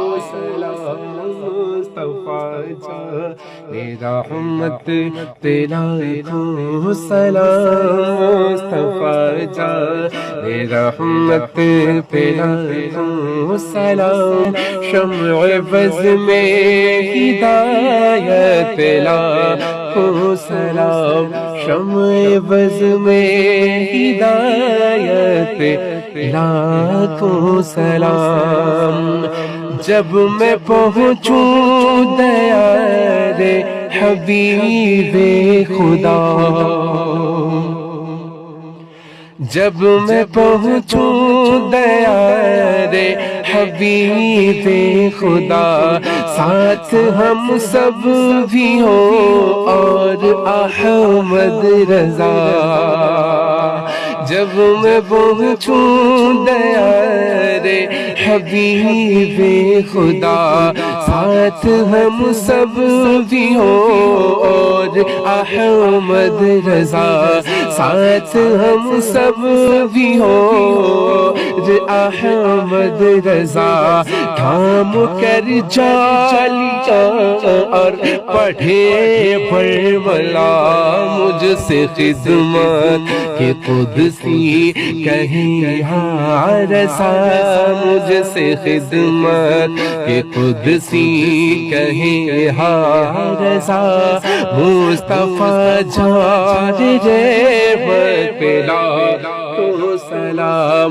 مصطفیٰ جان رحمت پہ لاکھوں سلام، شمع بز میں ہدایت پہ لاکھوں سلام، ہم نے جانا نہ تھا آپ کا مرتبہ، ہم نے جانا نہ تھا آپ کا مرتبہ، ایک ولی نے مگر ہم پہ احسان کیا، ایک ولی نے مگر ہم پہ احسان کیا، سرمہ عشق کی آنکھوں میں پہنا دیا، سرمہ عشق کی آنکھوں میں پہنا دیا، ڈال دی قلب میں عظمت مصطفیٰ، ڈال دی قلب میں عظمت مصطفیٰ، سیدی اعلی حضرت لاکھوں سلام، مصطفیٰ جان رحمت تیرا کو سلام مصطفیٰ جان رحمت تیرا کو سلام شمع بز میں ہدایت تیرا کو سلام مصطفیٰ جان رحمت تیرا کو سلام مصطفیٰ جان رحمت تیرا کو سلام شمع بز میں ہدایت تیرا کو سلام شمع بز میں ہدایت تیرا کو سلام درد دل نام لینے سے ہوتا ہے کم درد دل نام لینے سے ہوتا ہے کم اس لیے نام آقا کا لیتے ہیں ہم اس لیے نام آقا کا لیتے ہیں ہم جھوم کر لکھ رہا ہے رضا کا قلم شہریار ارم تاجدار حرم شہریار ارم تاجدار حرم نوبہار شفاعت لاکھوں سلام مصطفیٰ جان رحمت لاکھوں سلام شمع بز میں ہدایت لاکھوں سلام سب رسولوں میں افضل ہے آقا کی شان سب رسولوں میں افضل ہے آقا کی شان حق تعالیٰ نے ان پر اتارا قرآن حق تعالیٰ نے ان پر اتارا قرآن کھول دی سامنے پتھروں نے زبان دور و نزدیک کے سننے والے وہ کان دور و نزدیک کے سننے والے وہ کان کان لالے کرامت پہ لاکھوں سلام مصطفیٰ جان رحمت پہ لاکھوں سلام مصطفیٰ جان رحمت پہ لاکھوں سلام شمع بز میں ہدایت پہ لاکھوں سلام شمع بز میں ہدایت پہ لاکھوں سلام نور افشا ہوا جب وہ فتح کا چاند دیکھ لے آئے سب جوئے زیبا کا چاند نور افشا ہوا جب وہ فتح کا چاند دیکھ لے آئے سب جوئے زیبا کا چاند آسماں پر پڑا مند دنیا کا چاند آسماں پر پڑا مند دنیا کا چاند سہانی گھڑی چمک طیبہ کا چاند سہانی گھڑی چمک طیبہ کا چاند اس دل افروز ساعت پہ لاکھوں سلام مصطفیٰ جان رحمت پہ لاکھوں سلام مصطفیٰ جان رحمت پہ لاکھوں سلام شمع بز میں ہدایت پہ لاکھوں سلام شمع بز میں ہدایت پہ لاکھوں سلام جن کی ماں فاطمہ اور نانا رسول جن کی ماں فاطمہ اور نانا رسول، مرحبا مرحبا ابو آل رسول، مرحبا مرحبا ابو آل رسول، کتنی پاکیزہ ہے ان کے قدموں کی دھول، کتنی پاکیزہ ہے ان کے قدموں کی دھول، کتنے مہکے ہوئے ہیں مدینے کے پھول، کتنے مہکے ہوئے ہیں مدینے کے پھول، کربلا تیری قسمت پہ لاکھوں رحمت تیلا سلام مصطفیٰ جان، رحمت تیلا سلام، شمع وز میں ہدایت لاکھوں سلام، شمع وز میں ہدایت لاکھوں سلام، فضل ربی سے مردوں کو زندہ کیا، فضل ربی سے مردوں کو زندہ کیا، ایک عجوبہ زمانے کو دکھلا دیا، ایک عجوبہ زمانے کو دکھلا دیا، آج بھی لوگ کہتے ہیں صدمہ ہوا، آج بھی لوگ کہتے ہیں صدمہ ہوا، غوث اعظم امام کا بنو کا، غوث اعظم امام کا بنو کا، جلوہ شان قدرت لاکھوں سلام مصطفیٰ جان، رحمت تیرا لاکھوں سلام مصطفیٰ جان، رحمت تیرا لاکھوں سلام، شمع وز میں ہدایت لاکھوں سلام، شمع وز میں ہدایت لاکھوں سلام، ہند میں بے مثالی ہے وہ آستان،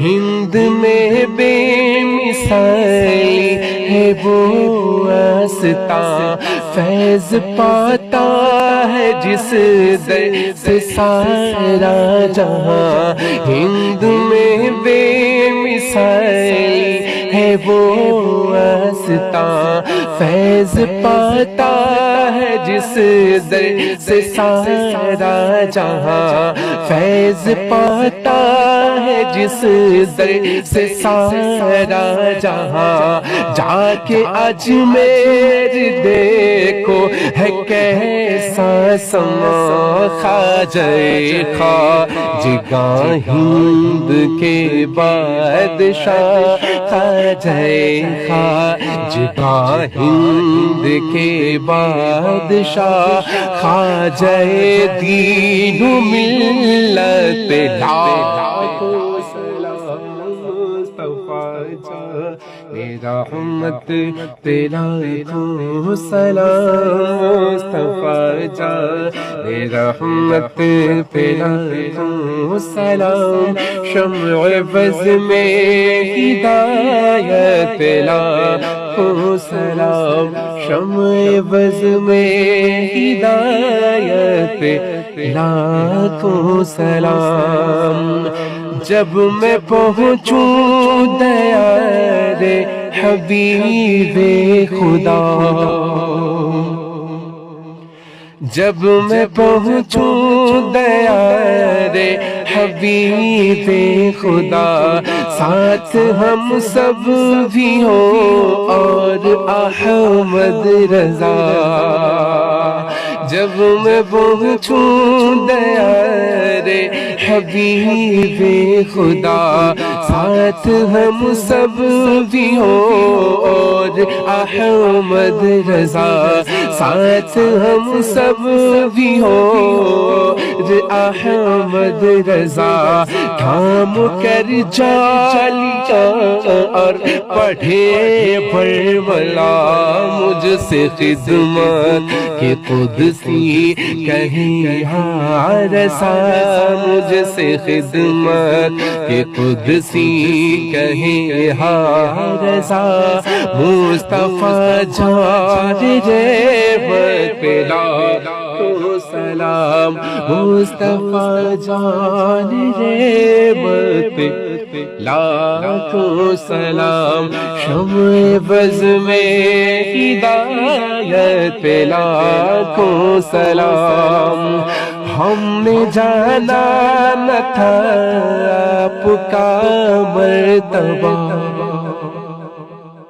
ہم نے جانا نہ تھا آپ کا مرتبہ ایک ولی نے مگر ہم پہ احسان کیا ایک ولی نے مگر ہم پہ احسان کیا سرمہ عشق آنکھوں میں پہنا دیا سرمہ عشق آنکھوں میں پہنا دیا ڈال دی قلب میں عظمت مصطفیٰ ڈال دی قلب میں عظمت مصطفیٰ سیدی اعلی حضرت لاکھوں سلام مصطفیٰ جان رحمت پہ لاکھوں سلام مصطفیٰ جان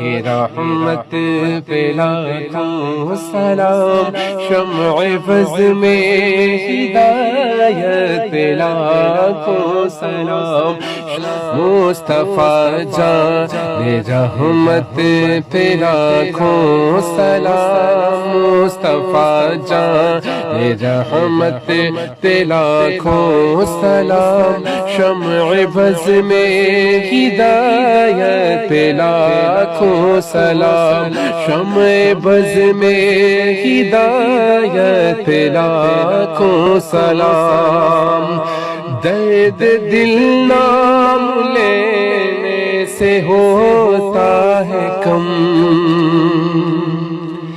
درد دل نام لینے سے ہوتا ہے کم اس لیے نام آقا کا لیتے ہیں ہم اس لیے نام آقا کا لیتے ہیں ہم جھوم کر لکھ رہا ہے رضا کا قلم شہریار ارم تاجدار حرم شہریار ارم تاجدار حرم نوبہار شفاعت لاکھوں سلام مصطفیٰ جان رحمت پہ لاکھوں سلام شمع بز میں ہدایت پہ لاکھوں سلام سب رسولوں میں افضل ہے آقا کی شان سب رسولوں میں افضل ہے آقا کی شان حق تعالیٰ نے ان پر اتارا قرآن حق تعالیٰ نے ان پر اتارا قرآن کھول دی سامنے پتھروں نے زبان دور و نزدیک کے سننے والے وہ کان دور و نزدیک کے سننے والے وہ کان کان لالے کرامت پہ لاکھوں سلام مصطفیٰ جان رحمت پہ لاکھوں سلام مصطفیٰ جان رحمت پہ لاکھوں سلام شمع فض میں ہدایت پہ لاکھوں سلام شمع فض میں ہدایت پہ لاکھوں سلام نور افشا ہوا جب وہ فتح کا چاند دیکھ لے آئے سب جو زیبا کا چاند نور افشا ہوا جب وہ فتح کا چاند دیکھ لے آئے سب جو زیبا کا چاند آسماں پر پڑا مند دنیا کا چاند آسماں پر پڑا مند دنیا کا چاند سہانی گھڑی چمک طیبہ کا چاند سہانی گھڑی چمک طیبہ کا چاند اس دل افروز ساتھ لاکھوں سلام مصطفیٰ جان رحمت پہ لاکھوں سلام مصطفیٰ جان رحمت پہ لاکھوں سلام شمع فض میں ہدایت پہ لاکھوں سلام شمع فض میں ہدایت پہ لاکھوں سلام جن کی ماں فاطمہ اور نانا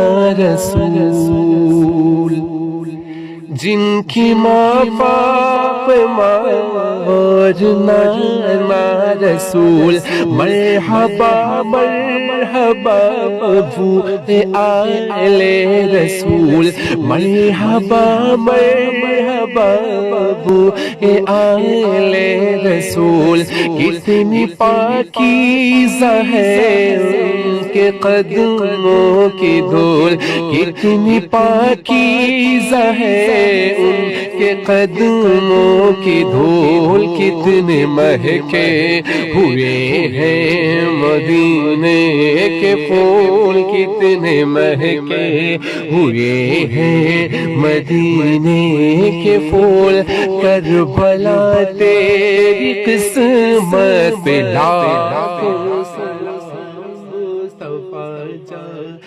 رحمت پہ لاکھوں سلام مصطفیٰ جان رحمت پہ لاکھوں سلام شمع فض میں ہدایت پہ لاکھوں سلام شمع فض میں ہدایت پہ لاکھوں سلام فضل ربی سے مردوں کو زندہ کیا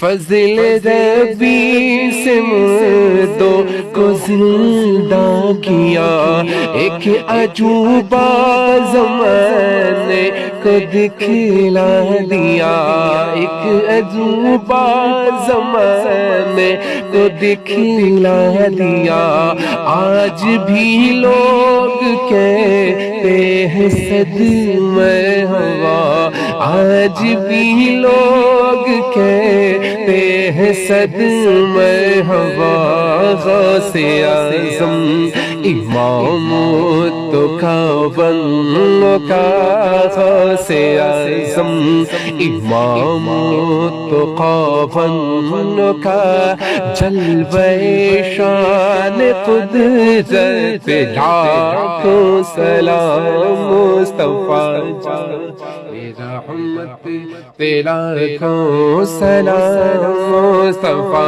جان رحمت تیرا کو سلام شمع بز میں ہدایت تیرا کو سلام شمع بز میں ہدایت